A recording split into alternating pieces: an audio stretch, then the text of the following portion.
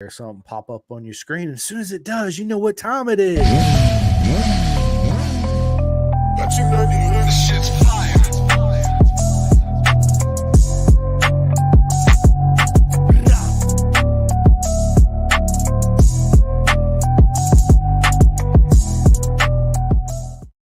What is up, everybody? Welcome to another live Pin to Gas podcast on this beautiful Sunday afternoon. I hope everybody's at home watching some World Superbike and Moto America racing that's going on.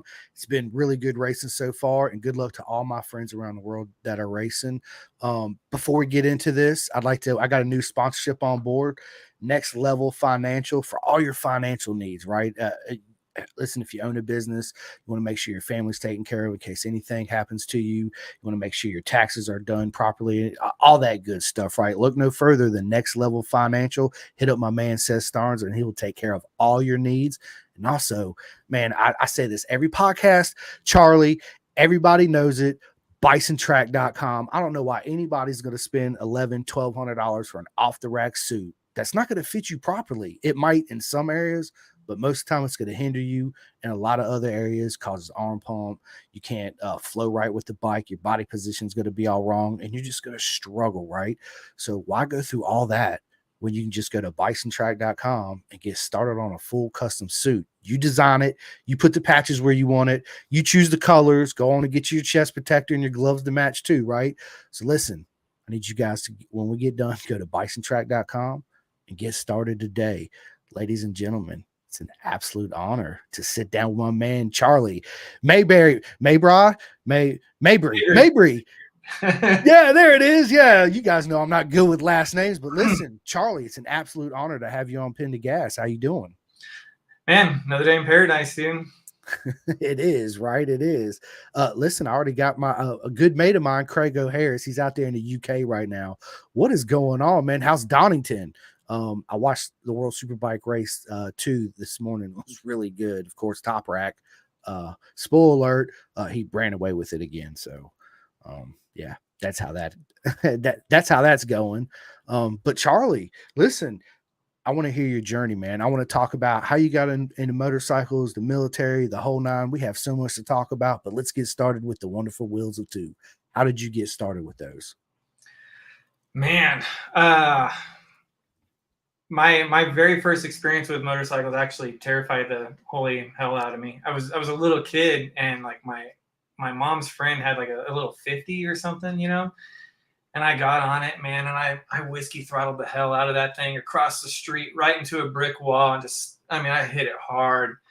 And man, it terrified me for a long time. I was so scared of bikes. I'm like, no. And then I don't know if it was like I saw like Top Gun. I saw some movie had like that old school like ninja crotch rocket in it. I was like, dude, that's it. That's super cool. And I was hooked ever since like a teenager. I got my first real bike when I was 18, 97, I think it was 97 CBR 600 F3.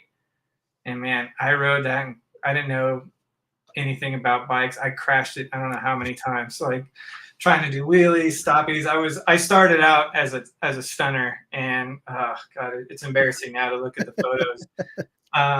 But yeah, no, I crashed that bike pretty good. And then I got into the Gixxer. I had a Gixxer 750 in 2001, and then like living in Southern California at the time. So it was just highway wheelies. This was like when old school stunt, like not the stuff they do now, like the circle parking lot wheelies type stuff. I mean, we're on the interstate doing like 100 miles an hour, skitching off the side, just doing bonkers stuff. And I mean, that's how I got into it. And slowly I realized like stunting was not that thing that I thought it was. And started getting into track bike riding, and man, it's like crack after that. I tell everybody, man, it's the best drug in the world. I don't care. Best drug in the world. You know, they say heroin's really good because there's a lot of people hooked on it. And I'm sure it probably is, but it's not for me, and I don't condone it at all. I'm telling you, two wheels is absolutely the best adrenaline, best drug. But I will tell you this, though, no bullshit. I went skydiving. I was scared of heights. Okay. I wouldn't climb on my goddamn roof. I'd be like, not doing it, not happening. I'd get up there, my knees be knocking, I'm feet sweating. I'm just like, I can't do this, right? I need down. So I was in Phoenix, Arizona, went to MMI. Yeah. and Skydive Marina. It was like 3 hours away from me because I lived on 67th Avenue and Bell Road. Two of my Okay. mates from Roanoke Yeah. come out there to see me. They spent 2 weeks with me, and they knew I was scared of heights. And my buddy Richard was like, "Bitch, get up. We're going skydiving." And I was like, I'm not going skydiving. There's no fucking way. He's like, "You're gonna go skydiving." So of course you can't bitch out in front of your friends. So I'm like, yeah, let's go. I'm all hyped, right? Yeah, let's go. So we made an appointment. We ended up going out there, and the whole drive, I'm thinking to myself, I fucked up. Like, I'm in the car now, right? It's too late. There's no backing out. And I remember showing up, or 6 of us, we show up. They stuck us in this room, Charlie, and they're playing this video, right? And half of it's fun, people throwing up and all this shit. And they're at towards the end, there's a couple where the chutes didn't open, tragic shit happens. Then you got to sign this form saying if you die, your parents can't sue them and all this shit, right? So that's when shit got real for me. I was like, right? So anyway, I was the second one up. I'm sitting in this fucking plane. The door, it's got like a foot opening at the bottom. So and there was one seat, which was the pilot. The guy that I'm jumping with, I don't even know the dude's name. He's asleep at the end of my feet at the tail of the plane, like literally like this. No headphones, no nothing in. And I'm sitting there with a seatbelt across my knees, just staring out the window as the world gets smaller and smaller and smaller, man. I'm thinking to myself, I think I'm gonna pee myself, like for real. I think I'm really gonna pee myself. And I'm an adult, right? Like I can't pee myself. Anyway, the guy wakes up. I remember I grab his feet because I'm just sweating with nerves. And he looks at me and I'm pale white. He's like, "Are you okay?" I'm like, "I've been better." He's like, "There's no backing out. You're gonna jump." And I was like, the fear of God was in me, right? I was like, okay. He closes his eyes again. Now I'm really nervous. Next thing I know, excuse me, the pilot says, "All right, we're at altitude. You guys get ready," right? So I unbuckle. I'm shaking profusely. I hold on to the side of the dash like the guy tells me to because I'm wearing this harness, right? And I look over to the pilot like this, and all I see is nothing but a shit-eating grin with white teeth, totally white teeth, because he sees it in my face, right? He's just like, "Yeah, boy, you're going to have fun on this one." And I was thinking, oh, hell no, I ain't, right? So anyway, short story, make it shorter. Man, when I jumped out that plane, it was the most freedom I've ever felt in my life besides being on 2 wheels. It was because once I made that commitment and we're out of the plane, that's it. It's either I'm gonna live or I'm not. So that's what I accepted, right? I was okay with it. Man, I had so much fun. It was absolutely amazing. Am I still scared of heights? A little bit. I'm not nowhere near as nervous as I was because I always think when I get up there, I look up at the sky and I'm like, dude, I jumped 11,500 feet out of an airplane. I can get on this. Mm-hmm. Right, like no problem. I got this. So yeah, that's wild, man. I went tandem skydiving once, and I kind of had like the opposite effect. I mean, I did love it, but we get in the plane. I'm like right next to the door. The door that opens is right here. I got my back towards the front of the aircraft, and we're flying up. And the guy I'm jumping with, he's looking at me. He's like, "Are you okay?" I'm like, "Yeah." He's like, "You seem really calm," and I'm like, "Yeah, okay." He's like, "Oh," he's kind of like messing with me a little. And we get up to altitude, and he opens the door, and I'm looking up, and he's still like, "Are you sure you're okay?" I'm like, "Yeah, I'm fine. Why?" He's like, "Most people are freaking out right now," and this was after like time in the Marine Corps and doing wild stuff. Yeah. So I was like, "This isn't that big of a deal." I'm like, "We're gonna jump, okay?" And then we get like I turn, we get connected together, and he goes, "I want you to stand out on that step." And then I look out like under the wing. And there's this little tiny step out away from the aircraft. And that's when I was like, oh, shit. So I step out, and he's still in the plane. I'm out on this thing. And, man, he's just like, whoop, and we roll forward. And that, like, rolling forward upside down and falling, that was like, that blew my mind. That was amazing. If I didn't live in, like, northern Arizona where the elevation is so high, I would probably take up skydiving as a hobby. Because you can only jump from like certain altitudes, I think, and we're already so high, so the free fall isn't that long. I'd have to go like somewhere lower, like Phoenix, or like I don't know, someplace near sea level. So that's the only thing that like keeps me from skydiving. Listen, you said that brought that memory back. You're right. When he opens it up, there's this little fucking platform, dude. You're not bullshit. It's like this big, it's like a shoe, bro. He says, "I need you to take your right foot," and he's strapped to me at this time. So he's like, "I need you to take your right foot, step out, and this dude, and there's a handle on the inside. I grabbed this handle. I took a deep breath. I said, "This is it, right?" Took my foot, shaking like hell, put it on the platform, and there's another handle out there. He says, "Now grab that handle with your right hand. Just take a deep breath. When I say let go. I'll take care of the rest." And you're right. You let go. We did whatever it is we did. I opened my eyes, and it was just like, I can't. It's hard to explain and put into words. really The is. feeling. It really is. You know what I thought was really wild? The feeling the air pressure. Like as I was going down, I remember like feeling the pressure, like physically feeling it as you're falling. Like that kind of blew my mind. I didn't think that was a thing. Absolutely. But guess what? We found out it is a thing, right? So that's awesome. Listen, so Crago has a question for both of us. He says, "What's your fondest memory as a kid involving motorcycles?" You want to go first, or? Oh yeah, man. So I live up in northern Arizona. I'm up in like the mountains and the pine trees and stuff. And like, I think a lot of people can relate to this. Even nowadays, is the motorcycles was like our escape. You know, like it's funny being an adult now and having kids of my own now. But I think back on it, I'm like, man, we had the Honda XR80 and a little 50 and a Trail 90, and man, we would just blast out in the mountains. Like you'd get home from school, jump on these little bikes and we'd be gone for hours. Like we wouldn't even tell our parents. We would just jump on the bike, gone. And that was just like the way of life up here, you know? And like having that sense of freedom as a kid was amazing. And I don't think it's a lot of kids I don't think as many kids nowadays get that type of freedom. And it was just, I'm very grateful to have that experience growing up. And like, I mean, the friends that I rode with back then, I mean, I'm still friends with them to this day, man. And it's just, I think it's so cool to have those connections and have that opportunity. Oh, absolutely. You know, it's when you're young like that, it's like, dude, it's the best freedom in the world. Your parents can't tell you no. You got your own vehicle, so you're like an adult now. You're on two wheels. It's the greatest feeling. Yeah. Me, the fondest memory I have is my first memory of a motorcycle. I didn't have one of my own. Nobody I knew had one. My dad had one. And I remember going outside, and I would just climb on this bike and just sit there for hours. Like they would look for me, and I'm outside on the bike. They had to pry me away from it. Like I was just like, let's go for a ride. Let's go for a ride. He'd sit me on the tank, and I put my hands on the handlebars, and man, me and him and his friends would just go riding. That's how I fell in love with motorcycles. Oh man, yeah, for sure.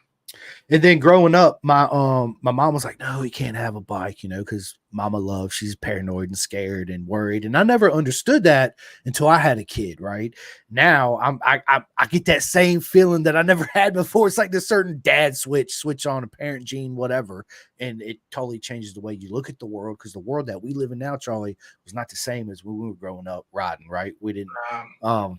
But I never personally had a bike. I always like borrowed my friends' bikes. I had a 3-wheeler, and that was probably more dangerous than riding a dirt bike, dude. Would you have a ATC 110? Exactly, I did. I had a 110, dude. It was it had a red tank, and they repainted the fiberglass in the back purple, and it had these like neon green grips. Oh, it was atrocious, but dude, I don't know how many miles I put on that thing, and I would just wheelie the hell out of it everywhere.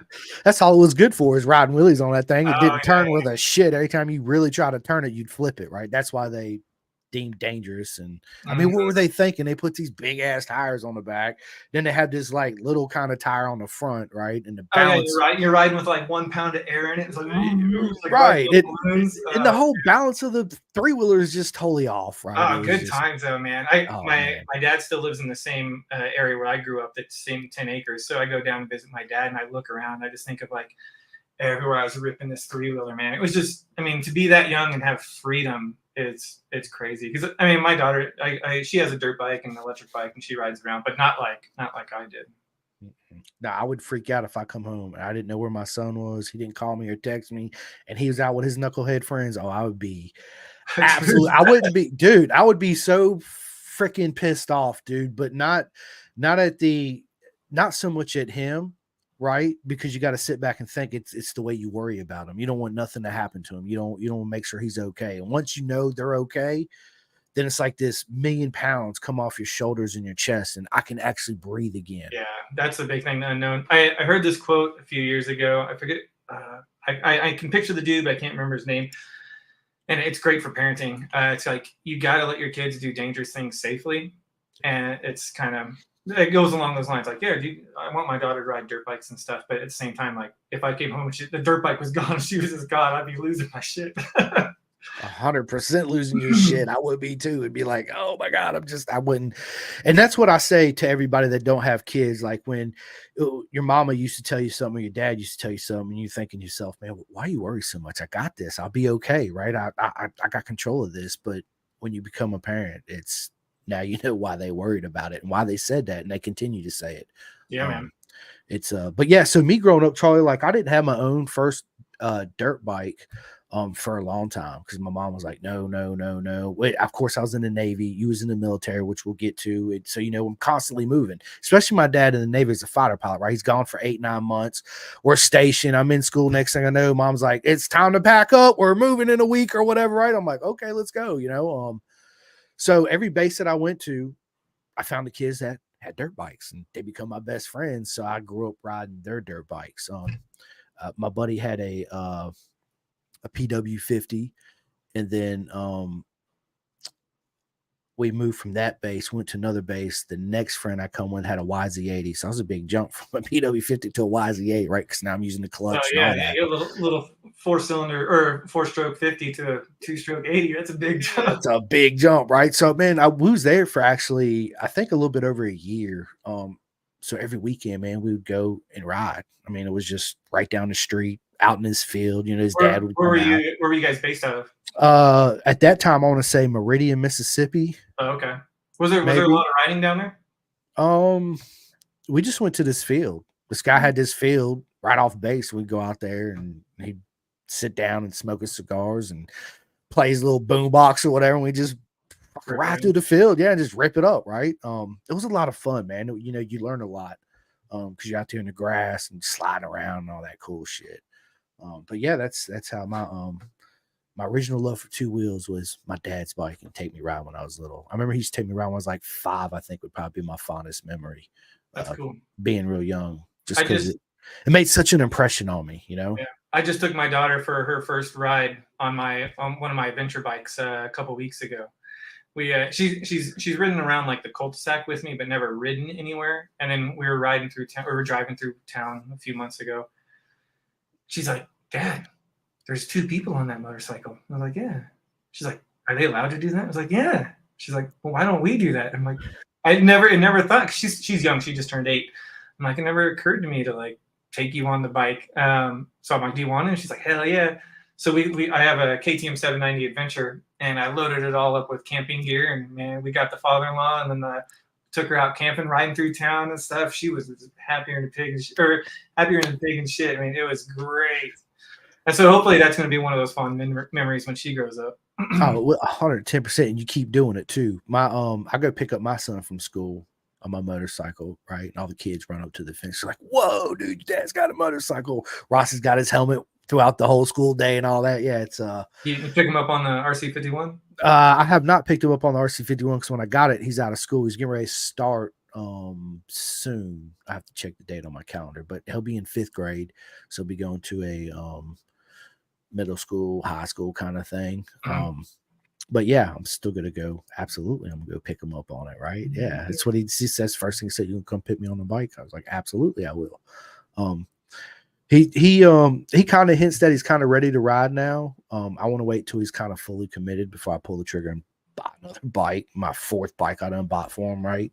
So before I spend the money, I got to know you're fully committed and you're actually gonna ride it. You know what I mean? Mm-hmm. No, I feel you. Yeah, we got the 50 in the garage, and she does ride it, but it's kind of the same thing. It's like she's not full crazy like I am for it, so it just kind of sits there. Yeah. I'm laying off. I'm letting her do her thing until she's ready to go. Dad, I want to go. Although she has been picking my brain, she's like, Dad, I want to go fast.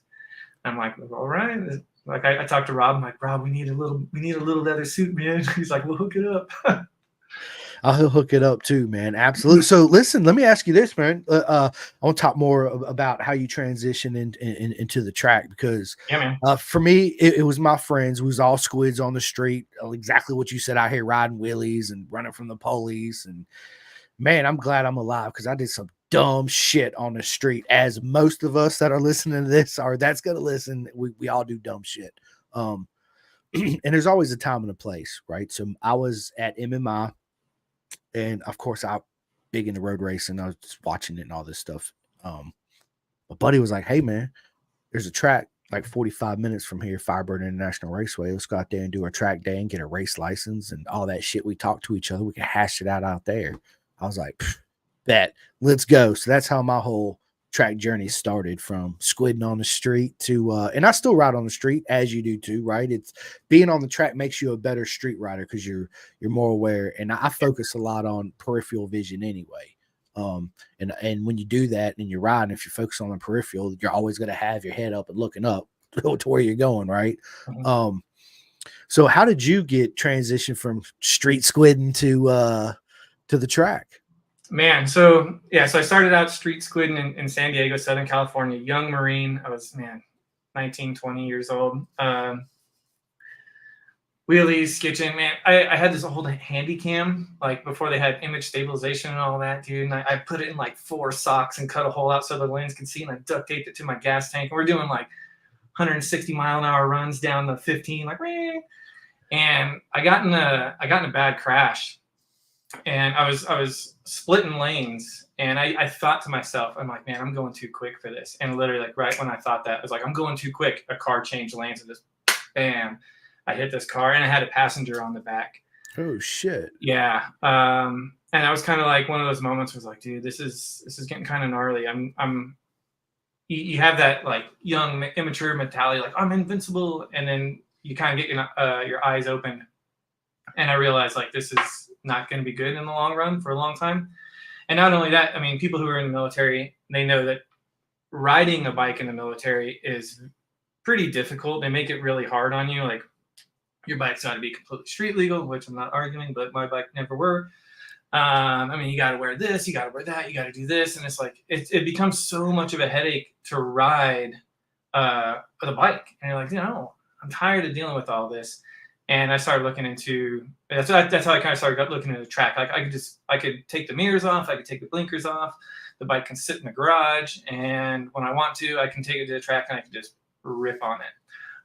So the Marine Corps had this program with California Superbike School with Keith Code and his son. They came out and they closed down the runways, and we did some training on that. And I was like, this is it. And I didn't know shit from fuck. So I'm on the runway thinking I'm like Valentino Rossi out there. Like I'm in jeans and a jacket, like thinking I'm just the bee's knees, and just kept going and going. And then you get a full suit, then you find the local twisty roads, and then you find the local tracks. And I didn't do my first real track day until like 2012, 2013.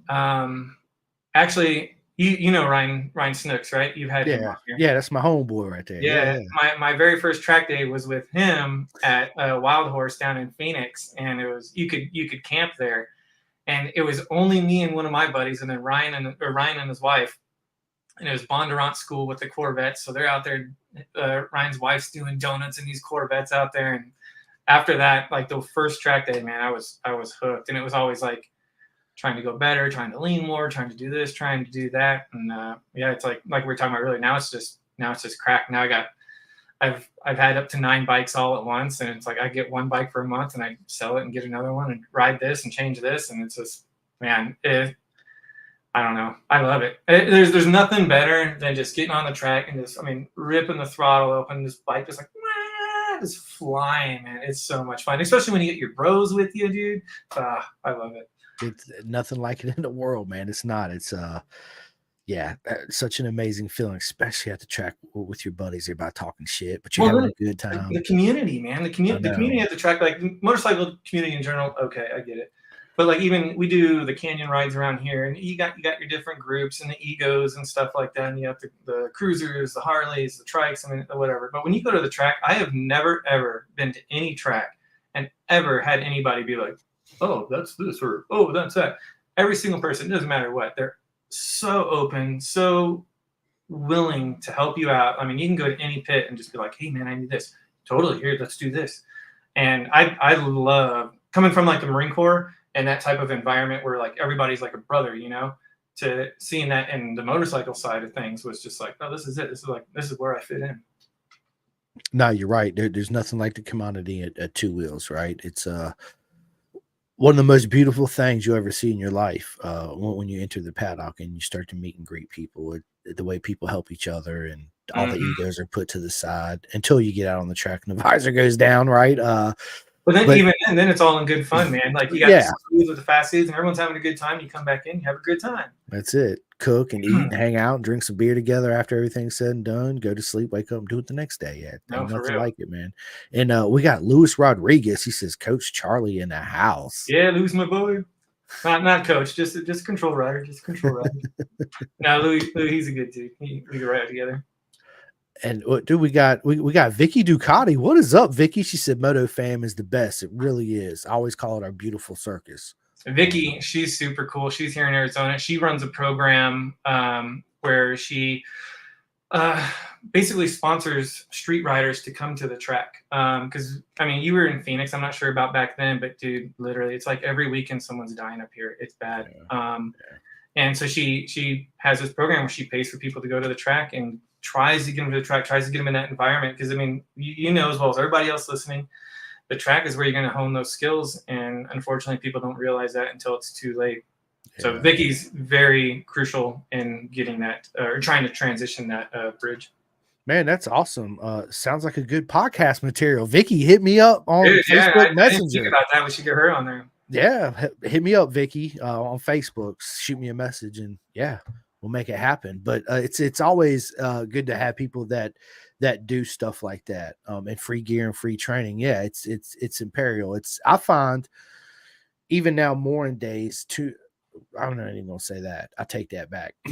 Even when I was a street squid out there with all our buddies, everybody had these big egos, right? And you always had to have, we didn't have 1000s back then. So we had the ZX7Rs and the Gixxer 750s, the Canatunas, what I used to call, the katanas. And Oh, those are terrible. yeah, they are the 250s and the 500s. But at the end of the day, man, everybody's got such big egos. You don't need that big of a bike. You're going to learn so much more riding a small bike fast than you ever will riding a fast bike slow. And that's exactly what 99.9% of people on the street are doing. They think they're big and bad because I got a brand new M1000 SRR. I paid $62,000 for it, which is ridiculous, right? And it's just, that's another thing. The price of bikes are just ridiculous right now. But anyway, and then, but the flip coin of that, Charlie, is mean you can't show up on a bike night on a Ninja 400 and everybody else on 750s because you already know, like I know they're going to talk shit, whether not to your face, but they're going to huddle up and be like, look at this guy right here, fucking pussy on this little 500 or whatever, right? And then you go out there and getting some twisties and you just waxing ass, and mop them now up. All of a sudden they're like, holy shit, dude, you can ride. I'm like, yeah, and I noticed you can't. Right? So you need to sell that thing, yeah, dude, and buy you a little 250 or 300. I'll grow it. No, you won't, right? You what you'll do is you'll continue to learn from it. That's what I got, a RC390 as well. And there's a dude we ride with right now. He's got a Ninja 400. He's like, I'm thinking about getting a bigger bike. And I'm like, dude, you were so fast in that 400. Stick with it. Go to the track. You would mop people up left and right. And that's like one of my favorite things, dude.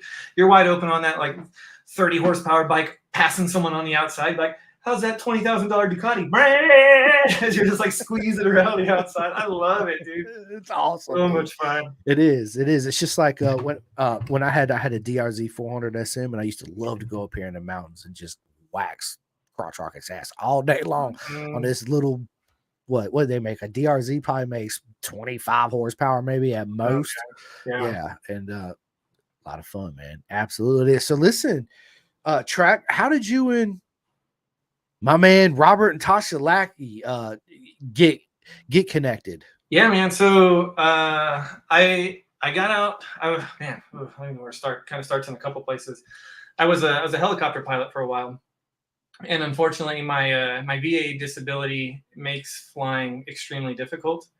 So I took a step back from flying, and I wasn't really doing anything. I was kind of just at home figuring stuff out, and then Ryan posted on Facebook like, hey, here's this company that does custom leather suits. They're looking for a gear customization specialist. And I was like, I could probably do that. Like, I'm not saying like, oh, I could probably learn to do that. I have a background in videography and photography and Photoshop and Adobe Illustrator. I know how to do that already.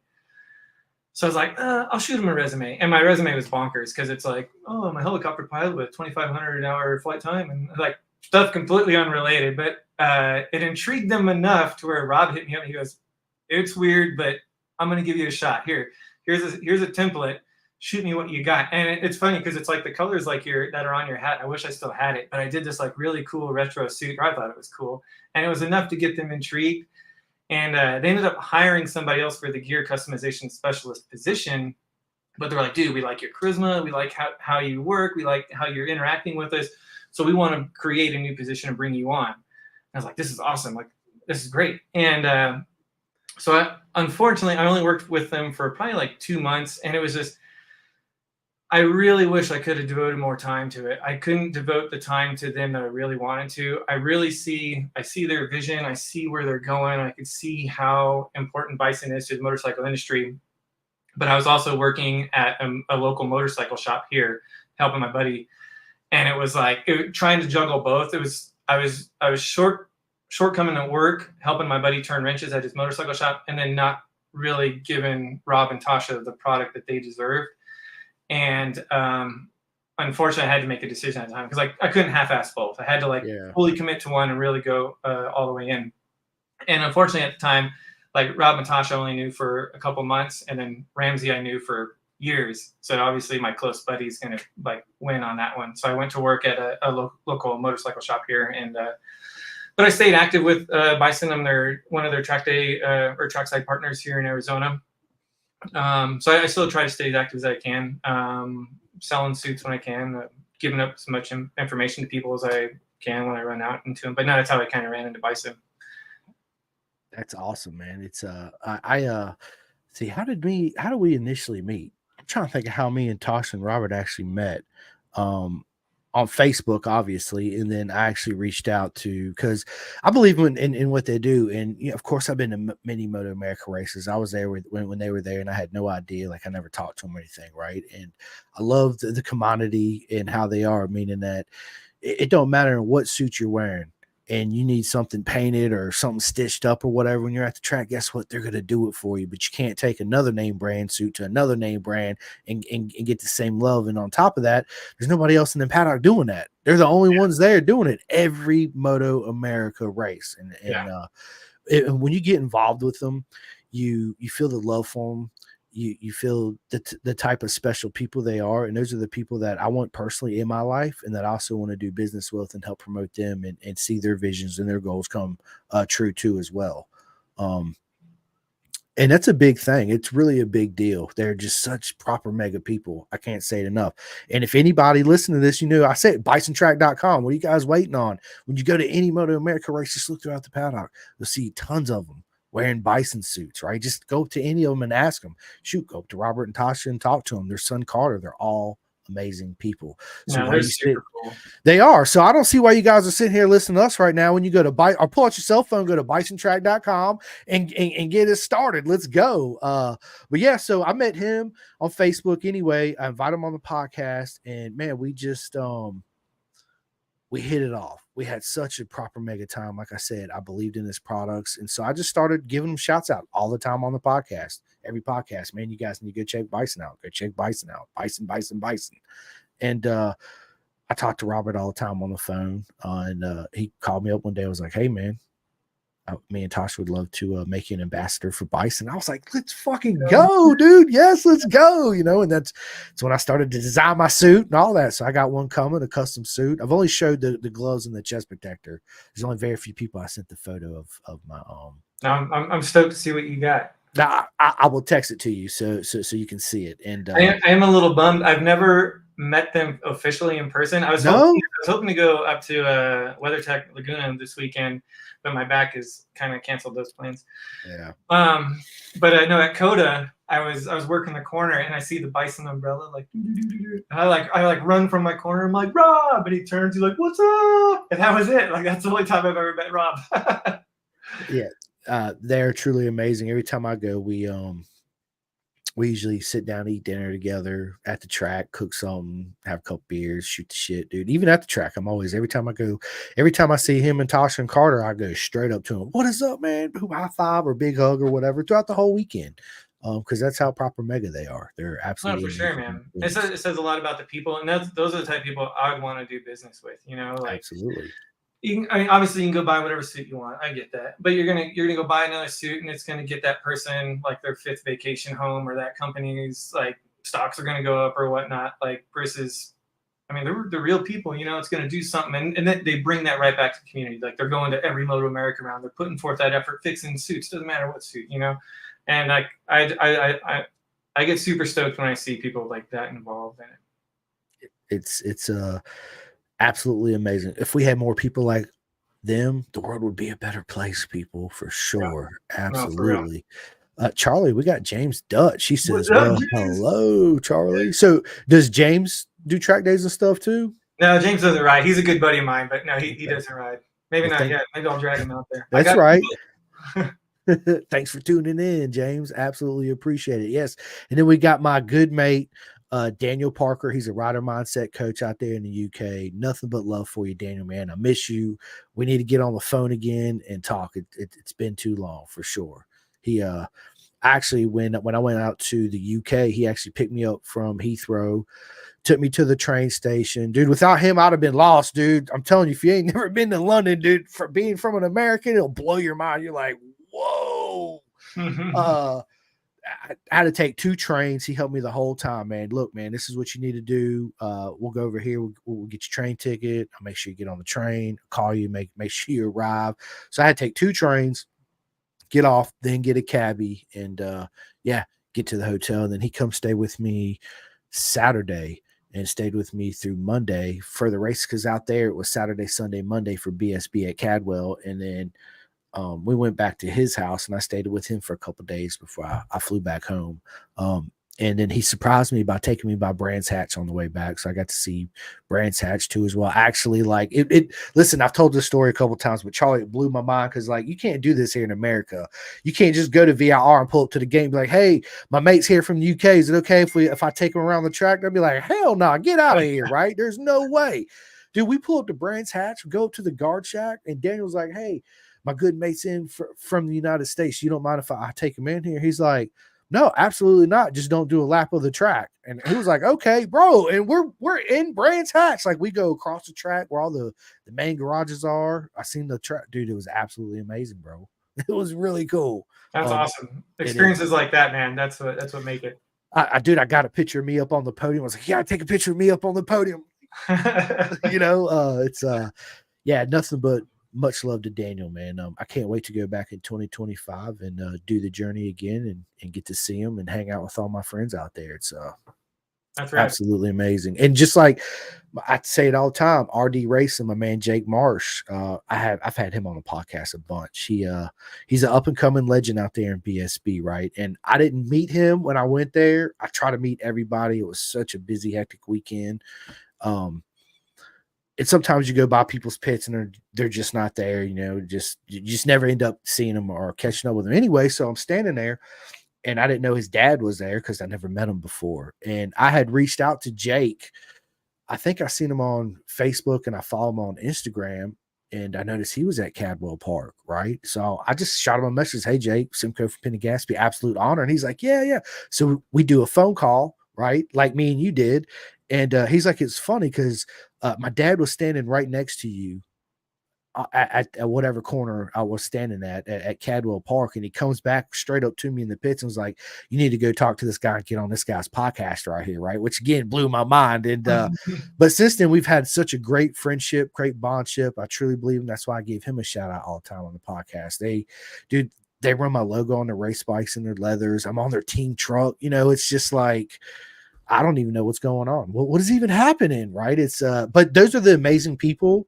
Going back, this is my point. Those are the amazing people that you meet and greet in our community every day, whether you're in BSB, no matter where you're at in the world. Our beautiful circus, you're going to meet the most amazing people you ever met. And you hear me say this, Charlie, none of us are strangers, just friends that haven't met yet. And that's absolutely the truth. No, so true, man. So listen, let's talk about how'd you get into the military? But so you spent some time in Phoenix, so you know what Arizona's like. Back in 2002, there's not much going on in northern Arizona. The small town I'm in, Prescott.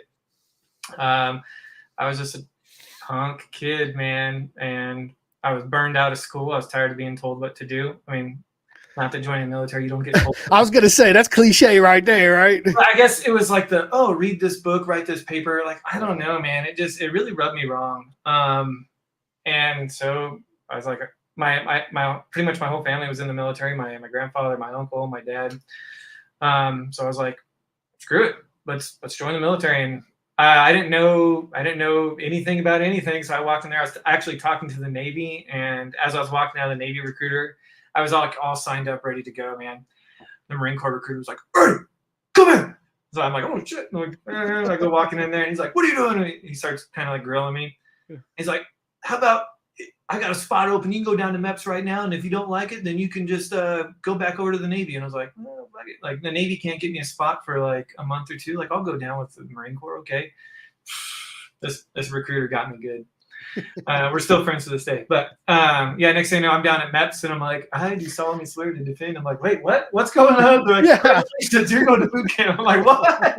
You're like, hold So up. that's how I joined. I wanted to join the military in general, but no, that's how I joined the Marine Corps. And then yeah, I did 10 years in the Marine Corps, 3 tours to Iraq, 2 to Afghanistan. I did all sorts of craziness. And I was halfway to retirement, but there's a point where you're like, I really like my legs and being alive. So I got out and went to flight school. But that was it. Marine Corps was it was a great thing. It really set me up for the rest of my life. Not just like set you up, but you learn a lot, you mature a lot. Even after you get out, you still mature a lot. You still like look back and over all this stuff. But no, I'm very grateful for my time in the Marine Corps, and it was pretty fun. Yeah, man. Thank you so much for your service, dude. It means a lot to us. Without you guys, the sacrifices, the men and the women and everybody, we wouldn't be able to do what we're doing right now. We wouldn't be sitting down, building this friendship and giving love to the sport. Shoot, we wouldn't even be motorcycle racing, right? There would be no YouTube. There'd be none of that. So yeah, without you guys, nothing but love to all the veterans out there. And if you are a veteran out there, I need you guys to go to vet2track.com. Hit up my man, Jet Whitman. Listen, all the vets are superhuman legends and amazing people.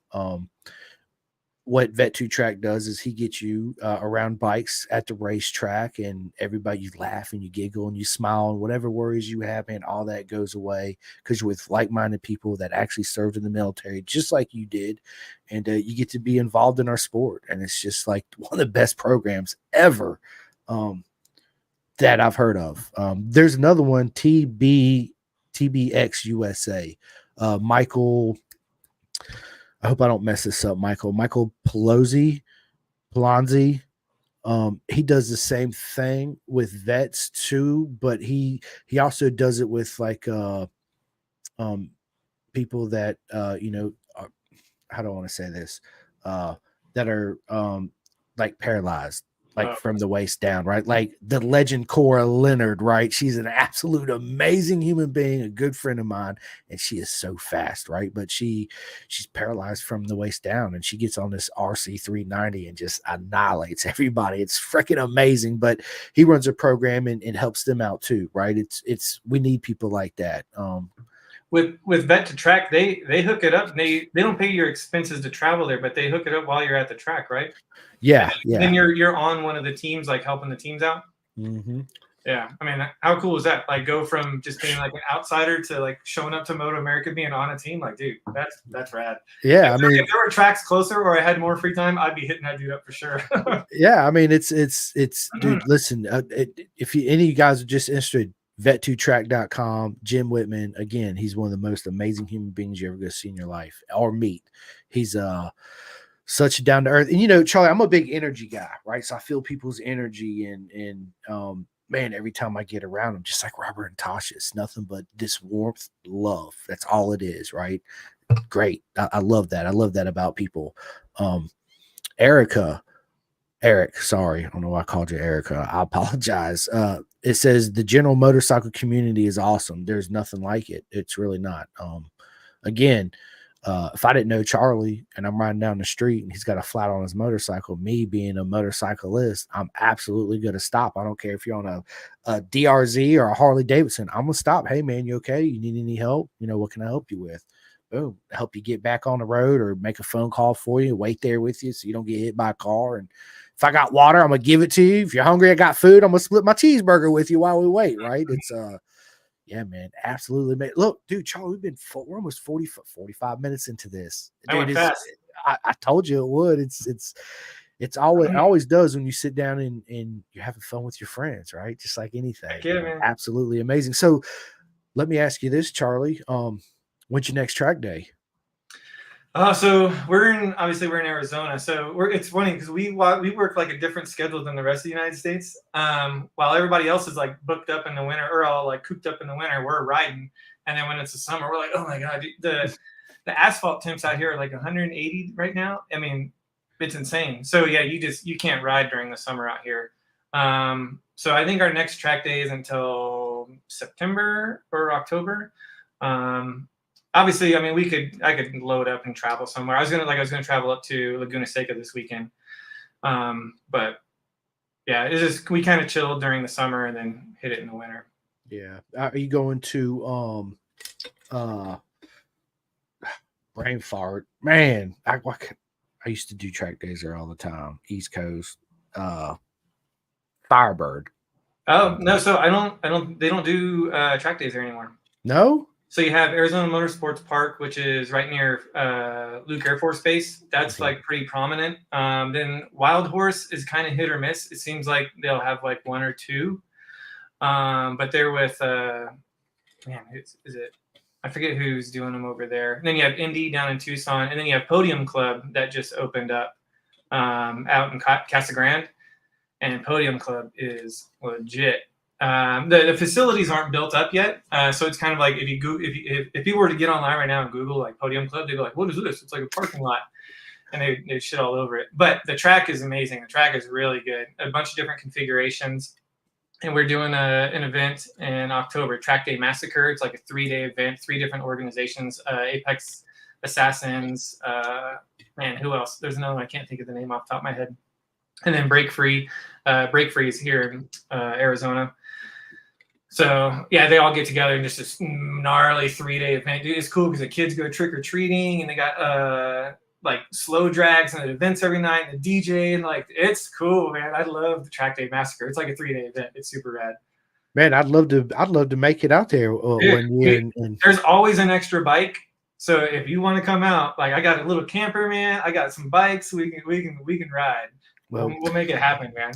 Well, we will definitely make it happen. Trust me, it'll be on my list. We'll talk about it for sure. I'd definitely take you up on that, man. So let me ask you this, Charlie. Do you watch anything else besides Moto America? Do you keep up with like World Superbike, British Superbike, MotoGP, any of that? I'm so in the past I've been very bad about following whether it's World Superbike, Moto America, MotoGP, whatever. I've been very bad at following it. Like I'll catch a race and like, oh, okay, cool. I watch a race and I'll forget. And then a month later, I'll watch another race or I'll watch a race here. And it's very sporadic. And it's been very difficult for me to follow anything. So this year I was like, all right, I'm going to watch this stuff like religiously. And MotoGP just happened to be like the one I'm watching right now. I'll watch the Moto America. I like the Twins Cup.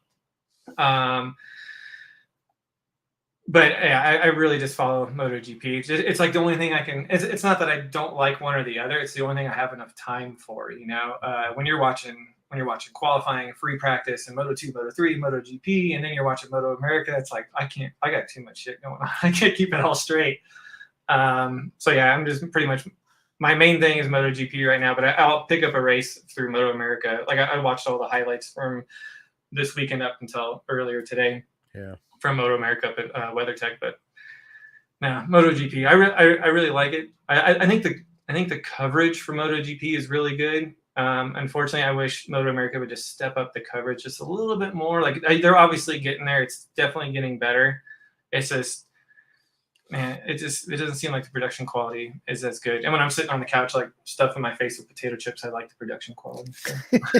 I love it, dude. I love it. Dude, plus all the drama right now in MotoGP is like, I really like it. It's super cool. I'm really excited to see. Unfortunately, 2027 is so far away, but I'm really excited to see what happens in the next couple of years. Who's your favorite rider in MotoGP? Oh man, dude, I got so many. It's like, dude, MotoGP riders are like walking down the cereal aisle and trying to pick what your favorite cereal is, man. Because you got like, I really like Jack Miller. He seems like a cool dude. My dude, yeah. But it's so it hurts because like he'll get out there at the front and you're like, yeah, but you're like, dude, it's gonna fade, man. And then he fades and you're like, okay.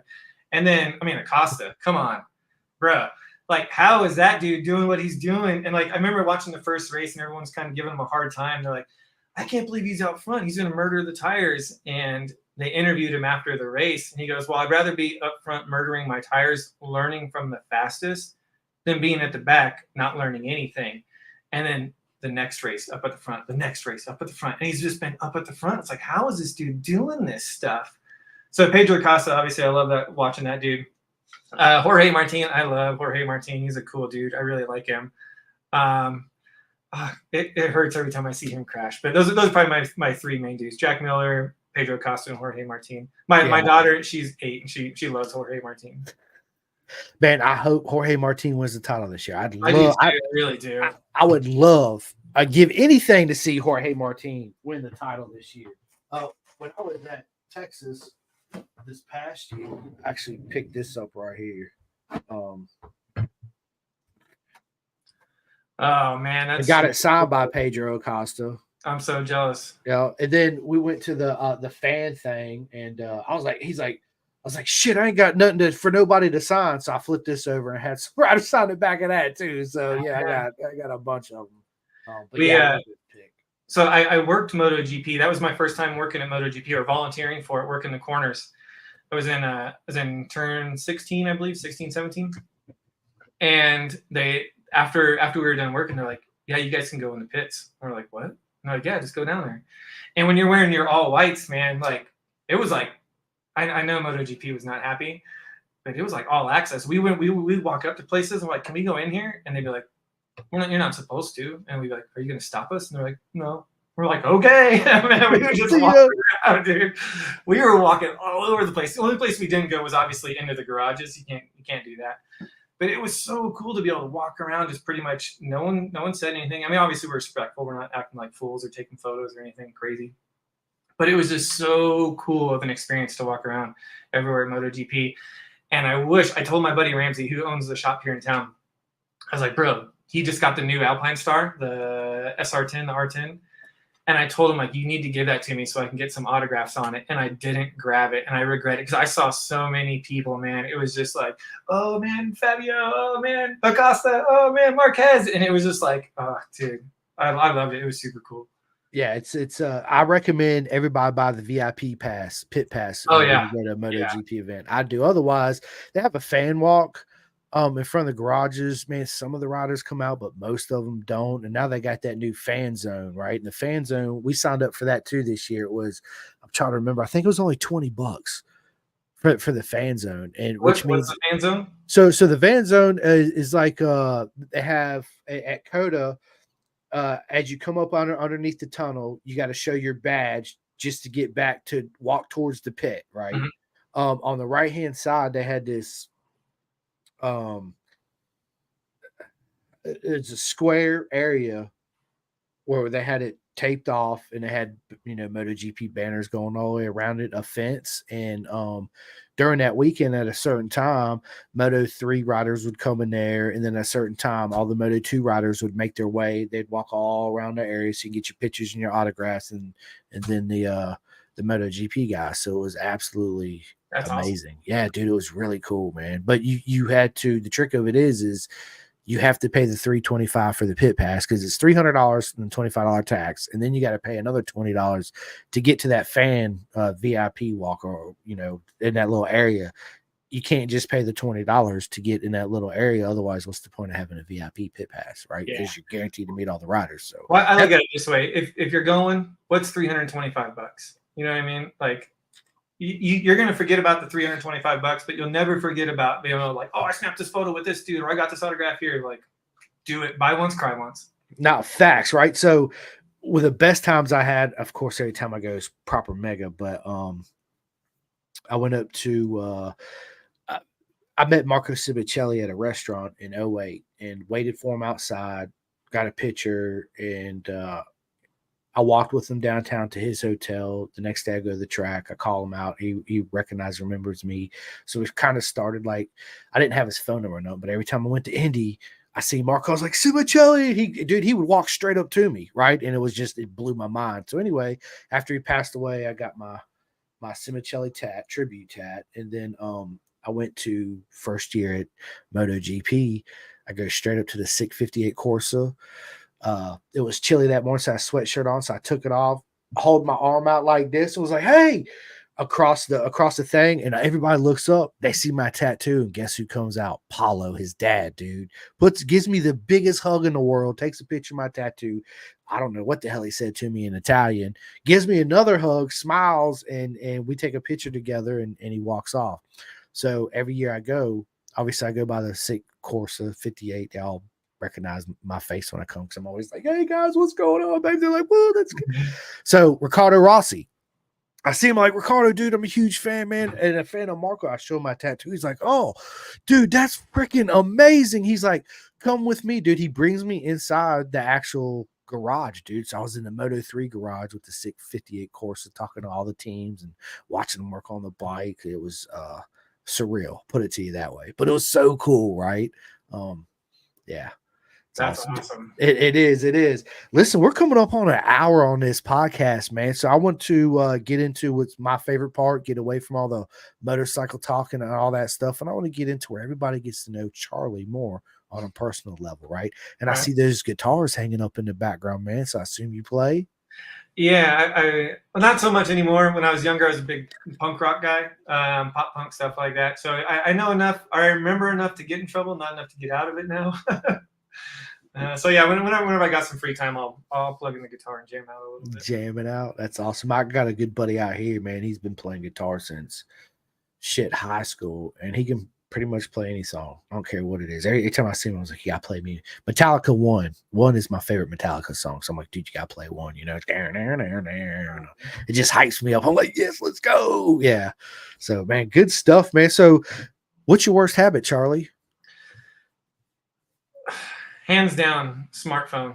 I hate that thing, man. I get sucked into it. I pick it up and I know better. I'm like, don't do it. And I'll pick it up. And next thing you know, 5 hours later, I hate it, dude. But I can't get rid of it. Actually, funny story. I did get rid of my smartphone one time. I went and bought a dumb phone, like the old school, like, you know, where you had to like press the button 5 times to get to like, or you'd be like C, 1, 2, 3. And I used that thing for 6 months. I hated it every day. And then when I got hired on with Rob and Tasha at Bison, they're like, all this stuff I had to do, I had to go back to the smartphone. And I was off the wagon. But no, hands down, smartphone. I'm a sucker for that thing. I need to like change my password and give it to my wife so I can't download any apps. I know. I get of course, me doing what I do, I'm always on social media, but I try to limit it as much as I can, right? So like me and my son, we watch a lot of TV shows together. So I'm like, look, when we get in here, even he's like, phones down, turn them off, put them on the table, and then we just spend our time together, right? Even with my wife, it's very important. It's crazy, man. It's like you look at the screen time at the end of the day, and it's like 3 hours of screen time. It's like 3 hours. Like, what did I do with my life for 3 hours? Like, and then I think, what the hell did I do back in the day before I had a phone? And then I look at my daughter, and I'm like, what a dirt bag. Like, I sat on my phone for 3 hours instead of hanging out with my daughter, you know? Yeah. So no, I really need to break the habit of a smartphone. I have no discipline when it comes to smartphone. Yeah, it's I don't neither, but I try to make a point. Of course, if my son's in there playing Fortnite, my wife's in there in the other room watching TV. Oh yeah, no, of course. I'm gonna sit down next to either my wife or my son and get on my phone and whatever it is I do, right? Make posts, watch videos, yada yada. I'm in line at Walmart, like, what's Facebook saying? You get a notification bell as soon as you're driving down the road. You're like, shit, I need to see this. Like, I gotta see this notification. You know, it's yeah, it grabs you. It's excuse me, back when we were growing up, we didn't have this shit. We didn't have no fucking cell phones. We had the dial-up. You pick it up, click, click, oh, I miss it, man. Click. Hey, can I talk to Jimmy? Is Jimmy at home? No, he's down the street at Mike's house. Okay, thank you. Click, hang up. Let me call Mike. Hey, is Jimmy and Mike over there? Yeah, I'm gonna come over. All that cool stuff. Now we got something in our hands that, man, you can do anything you want. The entire world is right here. You can find anybody. You can message anybody. You can, pretty Crazy. much, absolutely insane. But listen, tell us something we don't know about you at all. Oh man. I don't know, dude. I guess like the only thing a lot of people don't know is that the fact that I was a Marine and helicopter pilot. But I mean, we already disclosed that. So I'm kind of an open book. All my friends like know pretty much everything about me. There's nothing really too hidden. Nothing no one knows. All right. I'll come back to that one later. No, I'm just playing. Yeah, I'll come. You think about that. We'll come back to that one now. I'm a spy. Yeah, I'm spying on you right now. You don't know it, but I got a camera up in the corner of your wall, right? I sent this little nanobot out there, which is crazy, right? The Matrix, all that. Anyway, let me ask you this, man. If you could invite any 3 people to a track day, right? What famous, non-famous, it could be Valentino Rossi, whoever you want, actors, it don't matter. What 3 people you bring to the track day?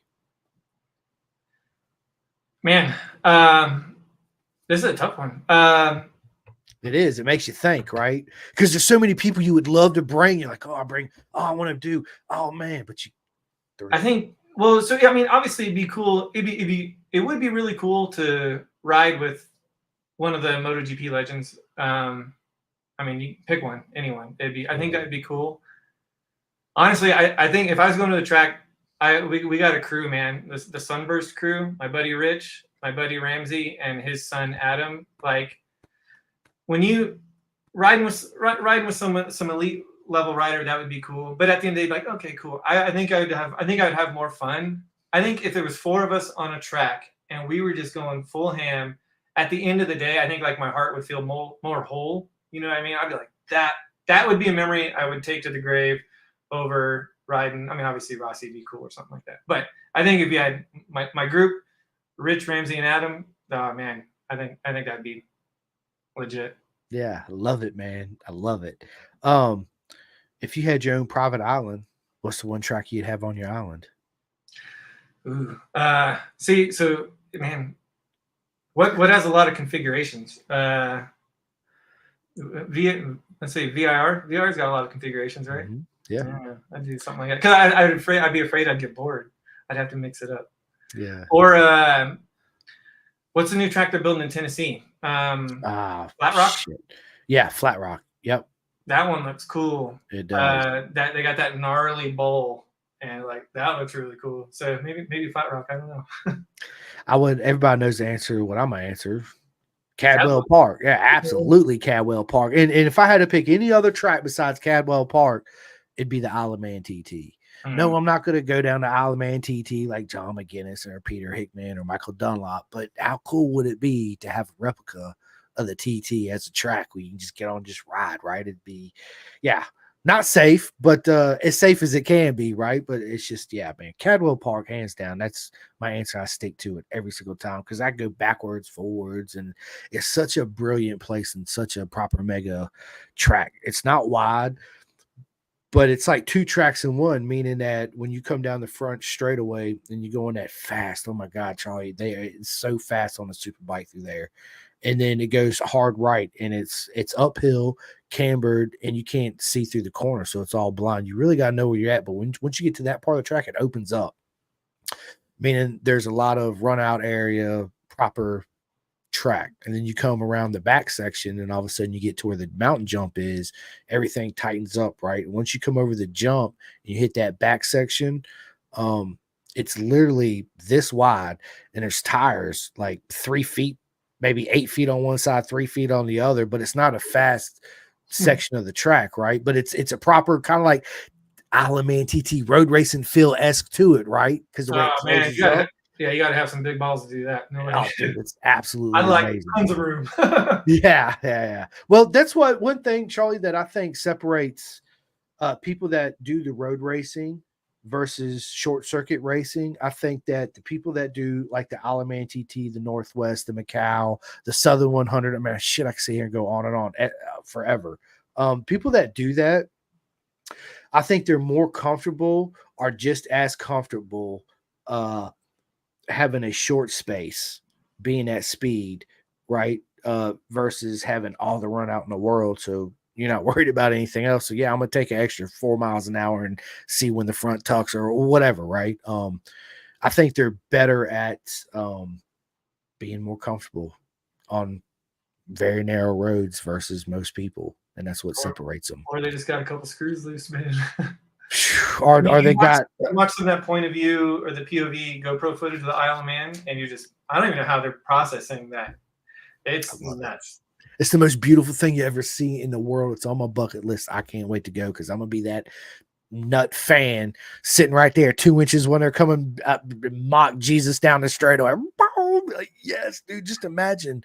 You go to Moto America, and I've been on hot pit side where I'm right there at the wall, Road America, where they're coming down, and dude, I could literally hold my hand out and smack one of them guys. No bullshit, right? You don't want to do that because you lose an arm and all kinds of nasty shit's gonna happen.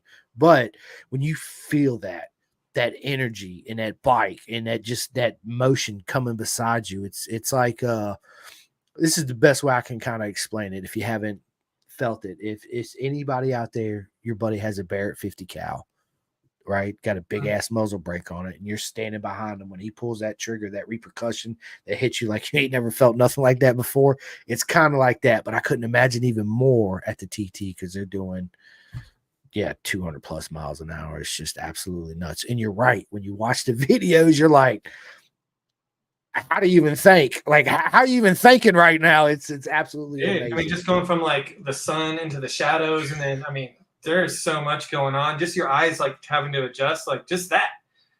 I don't know how they do it. It's crazy. Because they're legends. That's how they do it. They are superhuman, just like all road racers out there. You're superhuman. You're the same people we are, but us that love the sport so much, to us, you're gods. And that's what it is, because you do things on a motorcycle that we can only dream of doing, only having that feeling of being able to achieve. It's yeah, for sure. You already know books. I'm a big audio book listening to, and you're in the military right now. Well, you're not in the military, but you're former military, and I listen to a lot of military books too. Of course, David Goggins is really good. Marcus Luttrell's book, I'm gonna tell everybody this right now, is so much better than the movie. The movie missed out so much. Matter of fact, it wasn't them going up the mountain and the people coming and saving them at the top of the hill and all that, right? That journey was absolutely just amazing when you see it on TV, right? It was the journey of after the mountain when he come down and being by himself for days on end at a time till they finally found him and picked him up. That's when the real story happens. And in his book, he talks about it, and it's absolutely an amazing book, man. I was like, holy shit, this is really, really good. Of course, Tim Kennedy, I've heard his, man. There's a bunch of them I've heard because I love that shit, right? It's good because without, again, you guys, we wouldn't be here. And to see everything that they went through and that they're still here and they're pushing nothing but love and support to everybody. It's just truly amazing human beings. But this is the book I'm currently reading right now, The Way of the Ronin by Tu Lam. Green Beret, grew up in Vietnam, come over here with his mom. Of course, dude, he had a struggle because he got made fun of all the time because he's Vietnamese. Everybody's like, you chink, you don't belong here, all this. Dude, he talks about it in the book. And for him to overcome all that and be such a badass he is just, those mental, just like road racing. Everything's a mental game in life. I don't care what it is. You're scared of cooking. Oh, I can't cook, blah, blah, blah. It's a mental block. You put on personally right here, man, remove the block. And guess what? You can be a chef too. It's super easy. Listen, I say it's super easy.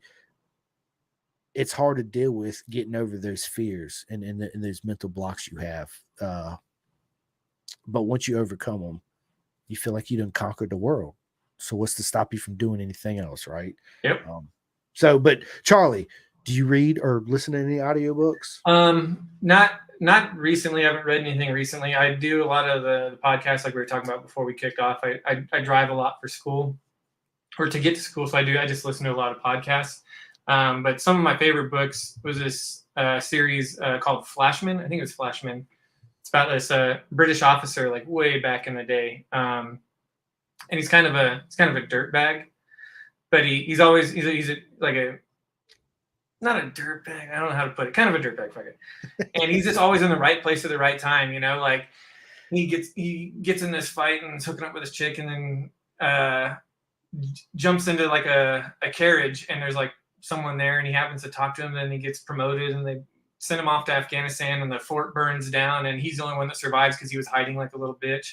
But then they give him an award, and he gets promoted again. So it's just kind of, I don't know. I really like those books. They're obviously fiction, but it's pretty funny. Yeah, it is. So what podcast do you listen to? I listen to a lot of podcasts too. Yeah, obviously yours. Yours was like what got me started on everything. I listened to you guys for a long time, and then once I caught up and ran out of stuff, I'm like, well, damn, now what am I going to do? So then I started listening to Moto PG. Those guys are super funny. I really like them just because they're hilarious. Yeah. And then Joe Rogan, he always has some good guests on there. Yeah. It's pretty much like those are like the three. Yeah, I listen to Joe Rogan, of course, Moto PG. I was fortunate enough; it's an honor. I had all three of them guys, Boris Tuggs and Fredo, on the podcast. I love their poems. They're just their dynamic chemistry together is what really drags everybody in. The shit they talk, and it's they're absolutely amazing. As far as motorcycle podcasts, man, I listen to them. I listen to my good buddy Off Track, Dave Neal podcast out there in the UK. I listen to his. I'm trying to let me see. I've been listening to. I forget Dustin Coiner. I forget his podcast. Of course, Talking Motorbikes. Absolutely, I listen to his. He's a good friend of mine. So absolutely, I listen to him. I listen to I've been listening to this one guy. His name is Matt Beal, Limitless, right? And he does. Man, he was this 2 episodes I was listening. He was talking about Kurt Cobain and the guy that actually showed up on the scene after the allegedly suicide and the way Courtney was acting. And dude, it just makes you think that he didn't commit suicide. So it's my other buddy turned around. He's like, dude, you got to listen to this guy. And I'm like, man, I ain't listening to that shit. And I got in and I'm like, dude, this is.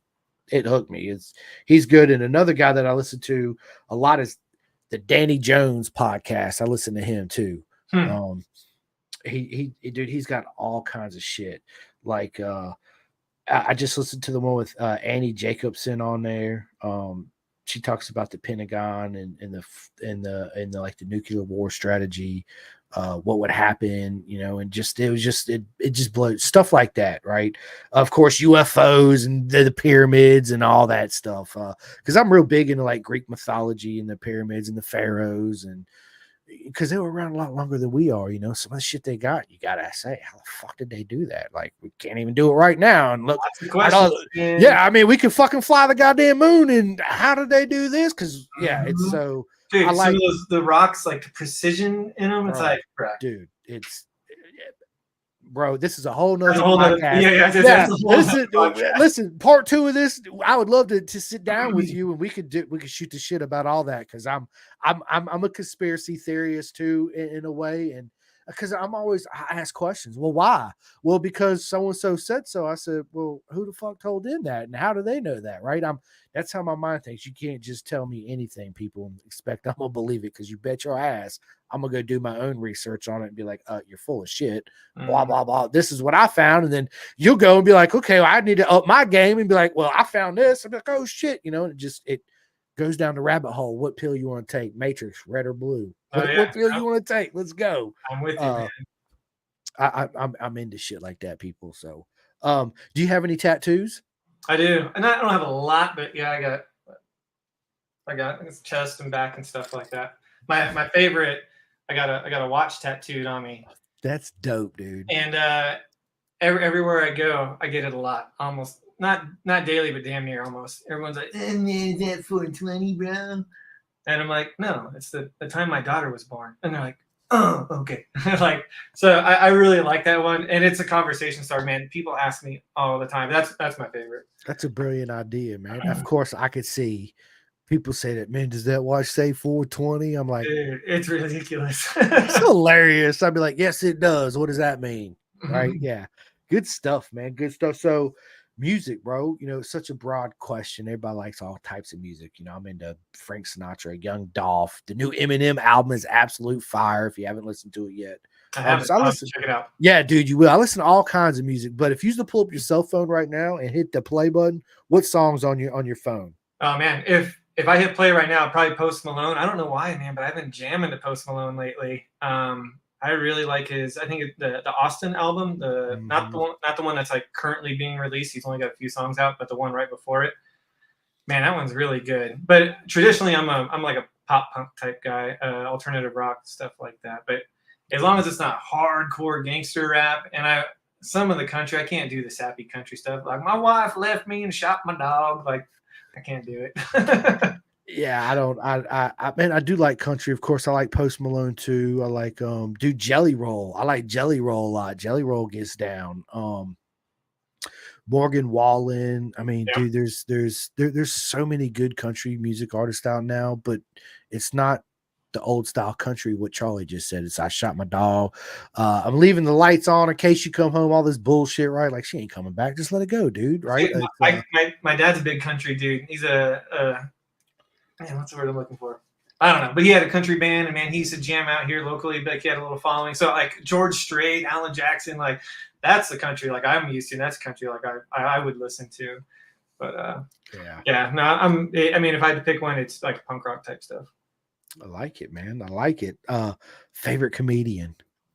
Dude, there's this guy I've been following, not following, but he's been popping up on Facebook a lot. His name's Jeff Akari or Curry or something like that. Not very popular. He's kind of like, it seems like he's always in like small bars, but he does a lot of crowd work. And man, dude, he's so funny. Like he just picks one random person, just goes off. I'll find one. I'll send you a link next time we're chatting. But dude, yeah, Jeff Curry, or Akari, something like that. He's hilarious. Yeah, I'm gonna have to check him out for sure. I love comedian, man. One of my all-time favorite comedians in the world is George Carlin. Man, I love George Carlin growing up, dude. He made me laugh so hard. Of course, Eddie Murphy, right? And mom be like, you don't be listening to that shit. I'm like, okay, play, Goody Goo Goo and all that shit. Yeah, dude, I burned in my brain. Eddie Murphy was fucking phenomenal. New comedians, man. It's of course Dave Chappelle's newer comedies are pretty funny. I watch Matt Rife. I think that's his name. He's good too. Yeah, he was good. And Dave Chappelle in general, just any of Dave Chappelle's stuff. Like, fucking and Cat Williams, of course. You can't. Yeah, Cat Williams. I love Cat Williams because of the honesty, and he be talking real shit sometimes. Yeah, sometimes you're like, woo, whoa. And you're like, oh shit, there we go. Yeah, it's but that's what I love about him because he's real, right? Real with it. Well, for the most part, anyway. I ask this to everybody because I'm a huge Star Wars nerd. So you a Star Wars or Star Trek fan, Charlie? Probably neither, but definitely more Star Wars. I've at least seen all the Star Wars. I've even watched them in order to like understand what the hell's going on. But yeah, I'm not like a big Star Wars guru. Although like when we went to Disneyland, that whole Star Wars section is pretty legit. I'll give it to them. Yeah, I know. It's on my bucket list too. I want to go and build my own lightsaber for sure. 110%. I had my good friend Levy Batty on, and him and I was just watching that one. Dude, yeah, him and Elisa went out and they went out there and built their own lightsabers. We were showing our lightsabers. Yeah, I was jealous. I was like, I got mine. I ain't got batteries in it, but mine ain't as cool as yours. Yeah. You know what's wild with those lightsabers? So the original lightsaber, I forget the name of the camera, but it was this crappy piece of crap camera, not worth anything. The original lightsaber they used in the movie was made from this flash from this camera, like back in the day. And the it's absolute trash. But because Star Wars made the lightsaber from that flash, you can't touch these cameras they're ungodly expensive now. For the sheer fact that it's a lightsaber. So it's kind of weird. That's awesome. I love it. It is weird, but to Star Wars nerds, man, that's what it is. So obviously I was gonna ask you what character you'd be, but since you're not into it, are you more of a DC or Marvel guy then? Probably more Marvel. Yeah. What character would you be? What Marvel character would you be, Charlie? Oh man, I don't know. There's so many good ones. I don't know. I can't pick them down. I don't know. I can't. All right, well then let me ask you this: if you could choose one superpower, what superpower would it be? Ooh, I'd say either probably flying or like teleporting. I think those would be pretty cool. I mean, imagine being able to teleport and never have to wait in line, never have to fly, you just be like, where do you want to go? Europe? Poof. All right, there I am. Like, That would be awesome. that'd That's be legit. be something I would pick too for sure. I'd be like, hey, I'm going to Cadwell Park this weekend. See you guys. that's Bam, what I'm I'm saying, out. Like, Yeah, if show up. Hey, you what's like up, bring dude? something with you, like whatever you're touching comes with you. You like sit on Yeah. the bike, Cadwell Park. Boom, there I Yeah. am.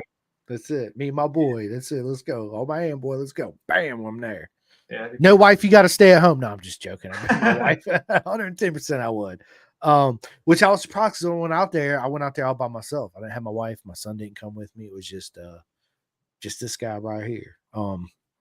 So Charlie, you know, I love to cook. Matter of fact, when we get off here, I'm gonna go make some. My mom made. I didn't make the homemade tzatziki. My mom made homemade tzatziki. I'm making this chicken skewers on the grill and naan bread. It's the whole Greek thing, right? With a salad and the pepperoncinis. So good. So I like to cook. I'm a cook. I make salad dressings and all that. Is that something you like to do too as well? Yeah, I do. I do a lot of the cooking around here. I know when my wife watches this later, I know she's gonna be giving me the stink eye. She's gonna be like, but no, I do a lot of the cooking. And yeah, I don't know, man. I like cooking stuff from scratch. I don't like a lot of processed stuff. My wife, I'm gonna give her a little shout out. She's like, you better give me a shout out when you're on there. But no, my wife is amazing. She's great. She's like, you better say that. But she got me a pizza oven, like a rock box. I think it's called a rock box. So dude, we make like artisan pizzas from scratch, and like, oh, they're so good. And then we'll do Alfredo from scratch. But no, I don't enjoy like the cooking part. It's sitting there for an hour and like cutting all the stuff up. Like, I don't like that. But like creating something, I really like that. And then eating it later and being like, ooh, that was good. We're putting that in a cookbook. Or you taste that and you go, ooh, we're not doing that again. Yeah, listen, I love to cook. I enjoy the whole process. It's something I never thought I would do. I get it from my mom because my mom makes everything homemade most of the time. And so years, obviously, spending growing up with my mom and my dad, I watched her, right? And so when I moved out and I got on my own, I'm like, dude, I want to eat all this bullshit. I need to like learn really cook, right? So I cook a lot. And I like trying new shit, like inventing, kind of not inventing, but adding shit. Like, I want to make a homemade Alfredo sauce and make Philly cheesesteaks without the meat and get the big shells and take the Philly cheesesteak meat, stuff it in the shells and cook it with the Alfredo sauce. Shit like that, right? Dude, Where that it's makes just my like, mouth water just thinking about it. I'm like, you should right. let me know. Yeah, I will, right? And like doing that with like a green pepper, take a raw green pepper, hollow it out, make some Philly cheesesteak, stuff it in there, Yeah. whatever you want, put it in the oven and bake. I like doing shit like that. And again, that's what I love about cooking. You'll come up with this ingenious idea, you'll put it together, and you'll be like, God damn it, I wasted $50 and this shit's horrible, right? But that's the part of cooking, and that's also the part that I enjoy. But there's most time you get them bangers in, and your boys will show up, and I'm like, dude, you gotta try this. He's like, oh my God, this is like the best shit ever. Who made this? I'm like, dude, I just made this. How? I'm like, dude, I just did this and this and it's like, what? So yeah, I got a good buddy of mine down the street. Big shout out to Dustin Carter. My boy and his boy are really good friends. He likes to cook. I like to cook, so we'll get together, and our wives, they're more of the plain Jane. Not so much his wife. She's down to try more stuff. Where my wife, which I love her more than anything, she's like, nope, I don't want that. I don't want to touch that. She's the type of person where her food can't touch on her plate, right? And I so bad sometimes just want to fucking go, blah, and eat it. The kid trays that has like different sections on it. Mm-hmm. So, but yeah, man, we like to get up and cook and just come up with just funky, crazy ideas, right? Like, hey, let's do this. Why don't we add this to this? Like we did some homemade egg rolls, but we didn't use egg rolls. We made homemade egg roll cheeseburgers. So we made cheeseburger meat basically, right, and seasoned it and rolled it up in an egg roll and fried it. And yeah, it was, dude, they smack so hard, right? Or one of them I want to do, I told him, I said I want to do like fresh serranos and jalapenos. Cut out the ends of them, stuff them with cream cheese, and roll them up in like an egg roll, and you put whatever else you want on it, bacon around it, whatever, and fried up. Yeah, dude, shit like that's I like, man. I love to cook. So going with that, let me ask you this: are you a pineapple on pizza guy? I am. Yeah. No, actually, one of the last pizzas I made, I did sliced up jalapenos and then some bacon crumble and some pineapple on top and I make my own sauce. I just get a whole peeled tomatoes. I make my own sauce, and then so good. People marinara is so easy to make. You can get whole peeled tomatoes. You can buy them in the can or whatever. You just take them out. I use my hands. I squish them all up. Right, Yeah, my hands. that's Salt, exactly what I do. pepper. Yeah.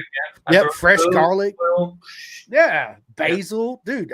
There you go. You got the best and it's so marinara. good. It's fresh, no preservatives, no None of BS. that bullshit, dude. No. None of it. Yeah. It's really not. But if I do use a jar sauce, it is a little bit expensive. Is Rayo's. Rayo's is one of the best jar sauces you can buy as far as marinaras go that I found. There's several others too, but I usually get Rayo's. It's like $8-9 a jar, but I'll usually get them when they're on sale, right? And they have a pizza sauce that's good too. So if I don't have the tomatoes and I'm like, shit, I'm gonna go to the store anyway. And sometimes I don't feel like cooking all the time because it does take some time, right? But marinara is one of the easiest things you can really make because it takes done in no time. Yeah. But if I don't feel like making my dough, I leave the dough making up to my dad because he's the pastry treats guy. And I never really got into the whole that side of cooking, right? He'll make homemade fresh dough and we'll do pizza on the big green egg, which is absolutely amazing. So when I'm at home, if he ain't got any dough left over, I'll go out and buy naan bread, garlic naan bread, and put pizza sauce on it, make pizza out of that. And it's absolutely amazing. We used to do that in Afghanistan. We quick, get the naan bread from the locals and then ship in marinara and make our own pizza. Best shit ever. I mean, so good, quick, easy. Boom, there it is. And everybody loves it. So it's good stuff, man. So I ask everybody this question: celebrity crush. I have many, right? Halle Berry, Scarlett Johansson, Eva Menendez. Yeah, I can go on. I know my wife. Samia Hayek. Really? Samia Hayek. Dude, she's got one too. So if you're listening to this, she's just gonna give me the stink eye. Man, I don't know. I probably used to have a lot more before we got into this like weird political situation we're in now. So I think when people have a role, like just do your job. Like I don't need to hear all the BS. So it's kind of been a big turnoff once politics got into a lot of stuff. But probably, I'd probably say maybe Jennifer Lawrence. Jennifer Lawrence, you're not the first one that said that neither. No. Absolutely not. There's a lot of people who said Jennifer Lawrence, and a lot of people said, God damn it, Maggie from it's a superhero movie she's in too. Had Will Smith in it. Oh, man, I know what you're talking about. She played the Joker's girl. Mm-hmm. Yeah, I forget her. Margaret. You guys know who I'm talking about. Yeah. Anyway, yeah. Good stuff. So let me ask you this, Charlie. What advice would you give your younger self? Man, like life's crazy, dude. I think you can do a lot of different things in life. I think you can blow all your money and do what makes you really happy and live a completely good life. Or I think you can work your ass off and invest a bunch and maybe not be as happy, but be in a better place in life and pass stuff on to your kids. So it's a very tough question. I think for me personally, I think I would have been smarter with money. Not that I'm not smart, but I think I would have like invested more, done a lot. Because now at 40, I'm like trying to do a lot to make up where if I would have started this when I was 20, like, I mean, I could retire right now, you know what I mean? So I think finances, especially in the world we live in, I mean, stuff's crazy. Everything's expensive. Like anything I could have done to ease that burden now would have been really good. Yeah. Thank you so much. He says the Suicide Squad. Thank you. Yeah, you know exactly can you see what suit he's wearing? He's wearing a bison suit. Dude, Gavino. Thank you, Gavino. Yeah, absolutely. You're amazing. So does Gavino race? Do track days too? Yeah, no, I designed that suit he's wearing, him and his son. We all go to the track together. Yeah, they're super cool dudes. Nice. Well, thank you, Gavino. You're proper mega, my man. And Bison. You guys hear me say it all the time. Greatest people on earth, great suits, one of the best suits out there. Hands down. Gavino, going back to what our topic was like early on, Gavino's one of those super cool dudes, man. Like they were at like church or something, and a rider went down, and they're like, "We're getting the trailer, we're on our way, man." And they went and they drove out there and picked him up, picked the bike up, and then we went for a bike ride. This was the 4th of July. A dude went down, and they they gave up their day riding to go back and get the trailer. They started local bike nights here, like the Gavinos, man. They're super cool dudes. Nothing but much love to you, Gavino. That's absolutely proper mega. He says he just got into it thanks to Charlie, right? And listen, he got you in the best suit in the business, which is Bison. So, yeah, absolutely. I can't wait to get my Bison suit, man. I cannot wait to get my Bison suit. That's all I think about. I wake up, I'm like, maybe it'll show up today. Maybe it'll be here tomorrow. Yes, let's go. Yeah, I can't. I don't know how mine did it, but it was quick. Like, I mean, I put the order in, I designed it all, sent it off. And then I figured it'd be a while. And then all of a sudden, my wife's like, you got a package. I was like, holy crap. I mean, mine came in quick. I was super stoked. And you have the Thor 1, Thor 2 suit. Which one you got? I think it's a Thor 1. Yeah, the cow, just regular cowhide. Yeah, that's what I got. I didn't want the kangaroo. I'm not a professional racer. The cowhide will do me just fine. You know what I'm saying? Mm-hmm. I did get mine perforated, and I got the water hump in the back, so I can stick my water thing in the back, and I'll figure out a way to run a hose up wherever I need to make it work. Because I drink a lot of water, and when I ride, I'll get thirsty because I'm working. Sometimes you just need that sip, man. Just that. That's it. That quick sip, and you're good to go. Instead of, man, now I gotta stop at a gas station. Blah blah blah blah. You know, it's all that. All that good stuff, man. So are you in any other type of sports? Like, do you watch soccer, football, baseball, basketball, anything like that?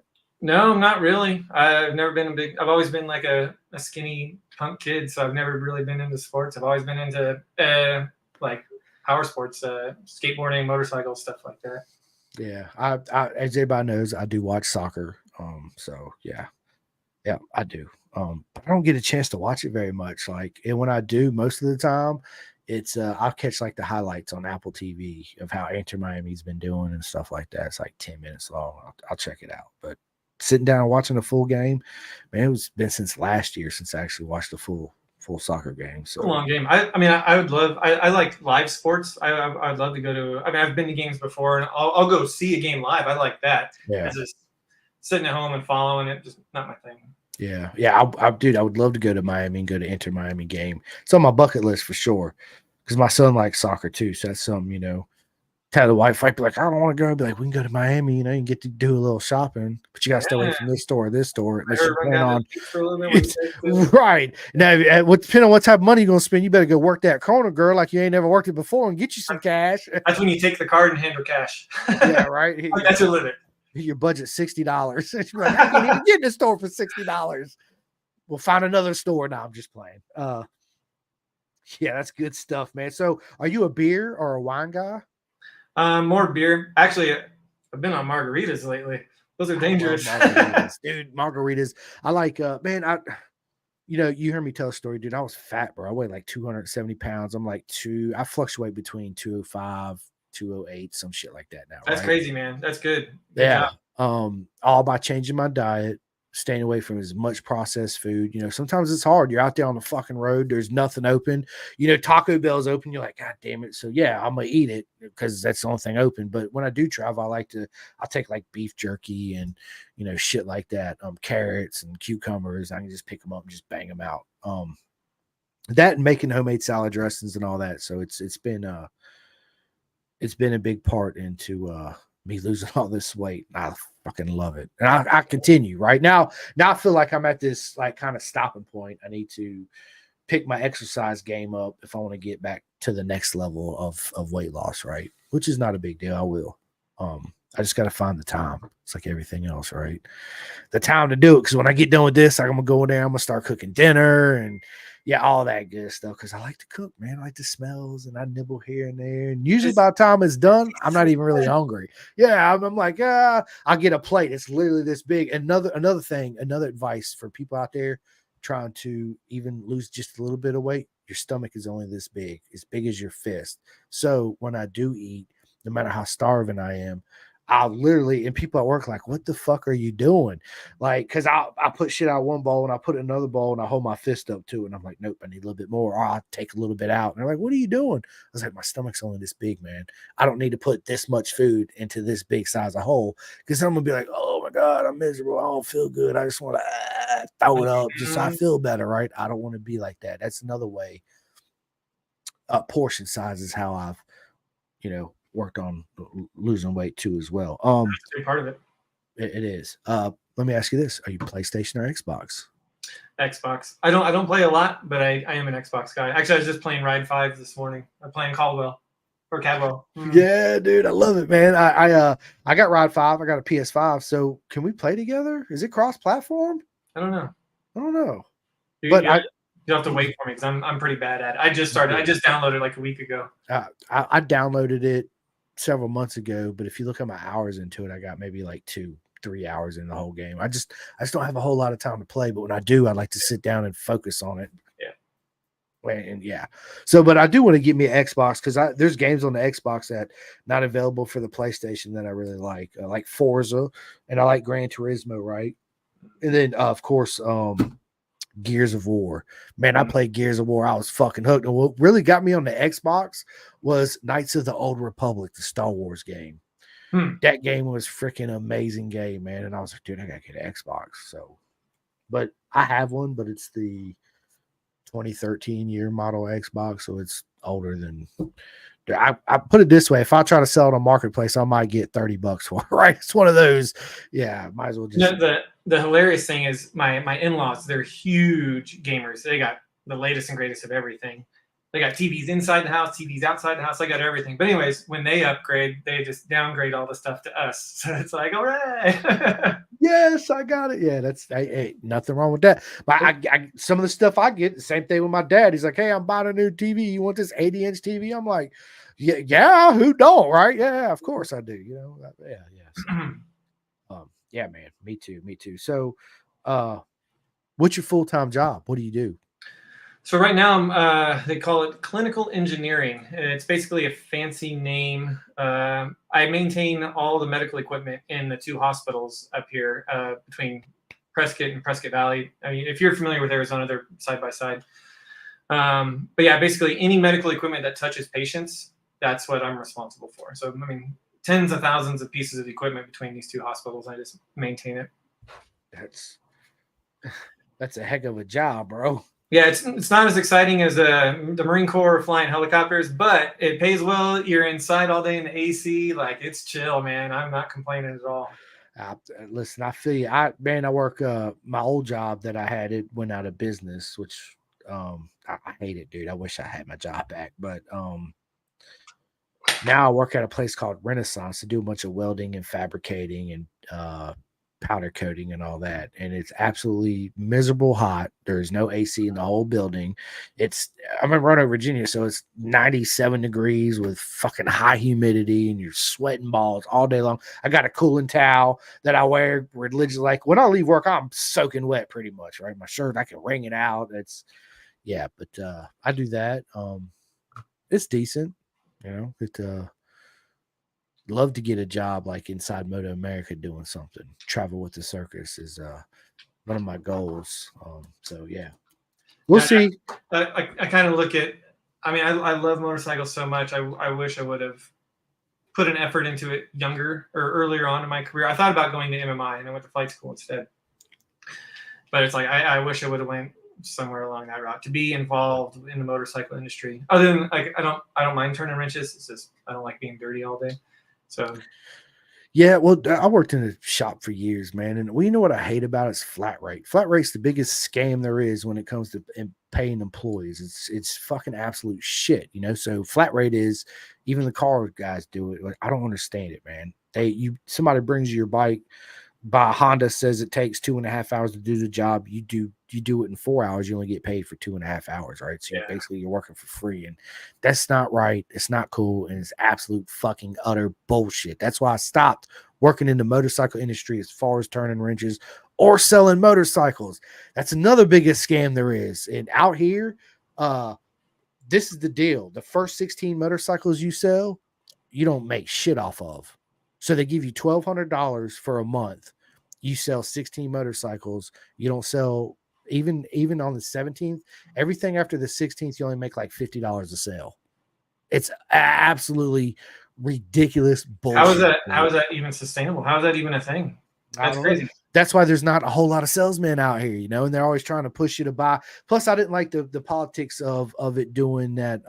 I think if you hit like 23 or 24 vehicles or 26, you get like $500 or something, but still it's not, dude. It's absolute utter fucking bullshit. And then when people come in, kids, and let's say they get approved to buy this GSXR 1000, it's their first bike, and it's everything inside me going, dude, you don't want this bike. Trust me. I understand you're infatuated with it. Your ego is so big you can barely even fit through the door. I get it. But do yourself a favor, your wife a favor, and your son a favor. Doing go ahead and go buy this little 400, and then I get in trouble. Oh, why'd you tell blah blah blah? It's like, dude's gonna die, man. Like, I mean, come on, man. That's part of the politics of the sport that I couldn't stood, and I was just like, you know what, fuck it, I'm out. Yeah, Get y'all. Y'all do what y'all got to do. I don't want nothing to do with it. So yeah, it's so when I was there, real quick, I got a phone call, and I had just started, and the previous salesman sold this kid a four-wheeler, didn't even have it like a week, and ended up flipping it and killed him. And they were trying to, like, I guess, bring it back or some shit. And I was like, I didn't know what to say. Like, I knew. I'm like, I need to, let me give you over to my manager, right? My manager hangs up the phone, comes out. He's like, man, don't ever bring a call like that. There's no way we're doing that. We're not giving nobody their money back, no matter what happens. And I'm thinking to myself, that's just shitty. Like, you are not the type of people I want to be involved with. Like, you kidding me right now? Yeah. So yeah, when it comes down to the dollar, like, I don't. They don't give a shit. No, and they will take. They're like, well, you say if you don't have enough money for a down payment, but you got approved, they'd be like, well, we do trades on guns. Bring us some guns. Well, we'll use that as a down payment. I'm like, yeah, dude. I'm throwing dirt out there. So yeah, straight up, dude. I know that for a fact. It's crazy. Absolute mental crazy. Well, listen, we're coming up on an hour and 45 minutes on this epic podcast with my good friend Charly on it. So listen, Charly, before we get off here, do you want to do your shout outs first? You want me to do them? Or you know what? Let's do it different. Let me give my shout outs first, and then I'm going to give my man Charly, let him do his shout outs, right? So obviously you guys know bisontrack.com. I don't know what you guys keep listening to this for. When you get off right now and go sign up to Bison Track, trust me, you won't regret it. And when you do see me or shoot me a message, you'll be like, dude, that's the best thing I ever did. I told you. That's all I'm going to say is we all told you, not just me, but even the riders I have on here and all my friends. They'll tell you the same thing. Next Level Financial. Big shout out to my man, Seth Starnes. Listen, for any of your financial needs, hit my man, Seth Starnes up. He'll definitely take care of you. RD Racing, my man, Jake Marsh. He has a club. Future legend of the sport out there in BSB. It's Club 45. Everything helps. Absolutely, it does. To my man, Martin at the Clothing Kings. He makes all my clothes out there in the UK. So you guys can go to the clothingkings.co.uk and order all your Pendergast merch out there across the pond over there. Beanie hats, soft shell jacket. Look, dude, I got a couple beanie hats in for me and my wife, and I really wanted a soft shell jacket, dude. So he made this soft shell jacket for me. It's Pendergast on the back, and all this is sewn. It's not pressed on. This is actually sewn into the coat. Same thing with the beanie hats, t-shirts I get. They're absolutely amazing clothes. So yeah, it's absolutely he makes some of the best clothes in the world. And there's only very few people, like when I got my first order from him, because I'm on his partnership program, I got just a couple hats and like 10 shirts. And I kept 2 shirts, and the rest of them I gave out to my friends, my guests that I had on the podcast. So there's only very few of these shirts running around, and they're some of my favorite shirts I've ever owned. They're just absolutely top-notch quality. So big shout out to the Clothing Kings. Flying Eyes Optics. Check this out, Charly. When I was in Wisconsin, I met this cool guy, Grant. We actually ate breakfast together on a Saturday morning. And he put me on this sponsorship program deal with this company called Flying Eyes Optics. Check out these arms on these things. Look at I got 2 pairs. Dude, I got Kingfishers, man. Dude, listen, guys, you heard them. Look, I put these, they're so light. I put them on half time. I forget I'm fucking wearing sunglasses. It's absolutely amazing. Like, dude, all day. I don't know what the arms are called, but yeah, how thin and how flexible they are. Like I obviously had them in aviation, but yeah, under your motorcycle helmet, you can't beat those sunglasses. Like, they're insane. No, they're cool. Like, they're styling, man. They are, and you guys can go to, man, I had it written down. I need to reorganize my notebook. I was in here cleaning the other day, and I kind of like messed all my shit up. But anyway, you guys can go to Flying Eyes Optics. It's Pendergast 10. Use the discount code. You get 10% off. If that don't work, just message me. I will find my discount code and I will hook you up. Sorry for being a little unorganized, but yeah. Anyway, big shout out, man. You guys hear me say it all the time. Chef Eats, yes, Vicky, they are available in prescription sunglasses. Flying Eyes Optics, go take a look at them. They have so many sunglasses, it's ridiculous, and they're absolutely amazing sunglasses. I'm glad, Charlie, you got a pair, so you can tell everybody too, man. These ones right here are called the Coopers, and they're aviators. And I got the Kingfishers. Okay. And then so you can, and they got different lenses you could pick. And yes, you can get them all prescription, 110%. Flying Eyes Optics. Vicky, if that discount don't work, hit me up on Messenger. I'll find it and I'll give it to you. And you know what? Matter of fact, I have it right here on my phone. I don't even know why I'm doing that. Just give me 1 second and I got you. Dude, Chef Eats, you guys hear me say Chef Eats all the time, because I'm telling you guys right now, there's nothing better than Chef Eats. They are the most amazing food you can get out there, as far as pre-made food straight delivered to your door at the racetrack, wherever you are. I'm a believer. It's something that, dude, I don't get paid by telling you guys about Chef Eats. Okay. I don't get paid by telling you guys about any of these people. All these people are my friends personally that I really believe in their business and what they stand for in the community, and their products are absolutely amazing. Just like Flying Eyes Optics, right? With Grant, Chef Eats, SFL Mini GP.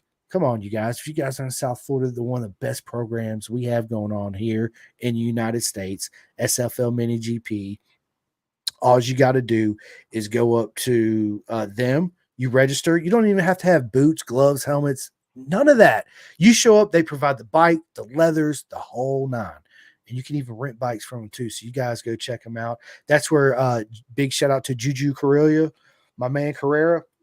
Excuse me. He races in the British Talent Cup. Avery the Lap Slayer Dreyer, Ella Dreyer. There's so many people in Junior Cup right now that's coming from the SFL Mini. It's absolutely amazing. Vicky, the coupon code is pin the gas 10 for flyingeyesoptics.com. Big shout out to Vet2Track. I know you guys hear me say it. Any veterans out there, man, that want to get involved in the sport and be around like-minded people, and whatever you're going through, get away from it all and be happy and smile. Listen, vet2track.com. One of the best organizations in the world. If anybody's out there looking for custom body work, look no further than the Ghetto Customs. My man Chris Paris, man, he makes the best body work in the world. If you see his approach, like when I seen it, Charlie, I was like, dude, that don't look like no. He's like, yeah, man, I made this, I made that. Dude, his body work is top notch. Just talk to a lot of the racers in the industry. They'll tell you the same thing. So if you're into that, go check them out. Big shout out to BSB Barmy Army. They have a rider fund out there in the UK where they do a lot of rider support. There's an absolutely amazing program. We actually need a program like that here in the United States. Something I need to think about. But if you guys are out there in the UK, even if you're not in the UK and you're from the United States and you want to help them out, bsbbarmyarmy.com. Shane Farrow, absolutely top-notch, man. I had him on the podcast. If you've not had a chance to listen to it and what it's all about, go back and go rewatch it. And last but not least, my man Tate from 64 Degree Racing, dude, he made me this custom undersuit. Check this thing out. I got the tops. I got the bottoms. This is the XC1 suit. And if any of you guys are in the industry looking for a custom one-piece suit, look no further than 60 Degree Racing. They're absolutely amazing. Yes, I got to buy some undersuit. I just got it not too long ago. It's absolutely amazing too. The main thing that I love about the Bison suit, it is a one-piece, not a two-piece, but it's actually got a zipper for us men. So we ain't got to take everything off no more to go to the bathroom. We just unzip here, unzip there, and we're good to go and go right back. So yes, I love it, dude. So anyway, I think that's all my shout-outs right now. Listen, again, I appreciate all the love and support from all you guys and girls. It's absolutely amazing. Nothing but love to every single one of you. And if you have not yet and you get a chance, please go to my YouTube channel. Click and like that subscribe button. It helps me out a lot. I love all you guys and girls. Thank you so much. Charlie, is there anything you got to say before we get off? I know I just said a lot. Yeah, man. No, I just obviously I want to shout out to everybody from Arizona that's been chiming in. I've been watching them pop up. And then the Sunburst crew, my buddy Shop Ramsey here in Prescott. Obviously, we're in Arizona, but if you're in the area and tons of knowledge, we're at every single track day. So if you ever have a question, the Sunburst crew, they're always there to help. And then Vicky Ducati, she chimed in early, man. I think she would be great to have you, or for you to have her on your podcast. She does amazing things with trying to get people off the track. There you go. Trying to get people off the track or off the street into the track. And as like I said earlier, all the track riders know that's where you hone your skills. And we see way too many accidents up here for people just not having that education. So Vicky's plays a vital role in that. And then Break Free Track Time, man. Like, they're the guys I work the corners for. They're the guys I control ride for. And once again, Arizona, Southwest. Come out to the track days, man. It's awesome out here. Yeah, Coach Lawson. Coach Lawson, there you go. Yeah, let's go. So Coach Lawson is Vicky's track day thing. That's Okay. what it's called. All right. Yeah. So listen, I'm glad everybody tuned in on this episode. If you didn't have it, if you tuned in late and you missed this, it's not a big deal. As soon as this ends, you can go to YouTube and watch it. You can go to my Facebook and watch it. Tomorrow it'll be out everywhere but Apple, because I'm not on Apple yet. So it'll be out on Spotify, iHeart, Samsung, pretty much anywhere you listen to your podcast but Apple. And on that note, I have an outro, right? It's an intro, outro kind of deal that a good friend of mine, Elizabeth Walker, I was absolute honor to be a guest on her podcast. She had made this for me and sent it to me. And yeah, this is the last thing I'm going to say. Thank you guys so much for sticking around and all the love and support. I'm going to play this. You guys message me and tell me what you think. And Vicky, don't forget to shoot me a message so we can line up this podcast. Thank you guys so much. Charlie, absolute honor, my friend. Oh, it's been a pleasure, man. Thanks for having me out. Yep. Just stay on with me for one more second, okay? For sure. All right. Calling all two-wheel enthusiasts, get ready to rev up your earbuds with Pin the Gas Podcast, the ultimate motorcycle racing podcast, hosted by Chris Simcoe, one of our very own excellent leaders here in Roanoke, Virginia. With expert analysis, behind-the-scenes stories, and exclusive writer interviews, Pin the Gas Podcast delivers the adrenaline rush of the racetrack straight to your ears. Whether you're a diehard fan or a curious newcomer, you'll gain insights that will transform how you watch and understand motorcycle racing. On your favorite podcast app, join Simcoe as he takes you on a high-speed journey through the world of motorcycle racing. Pin the Gas Podcast.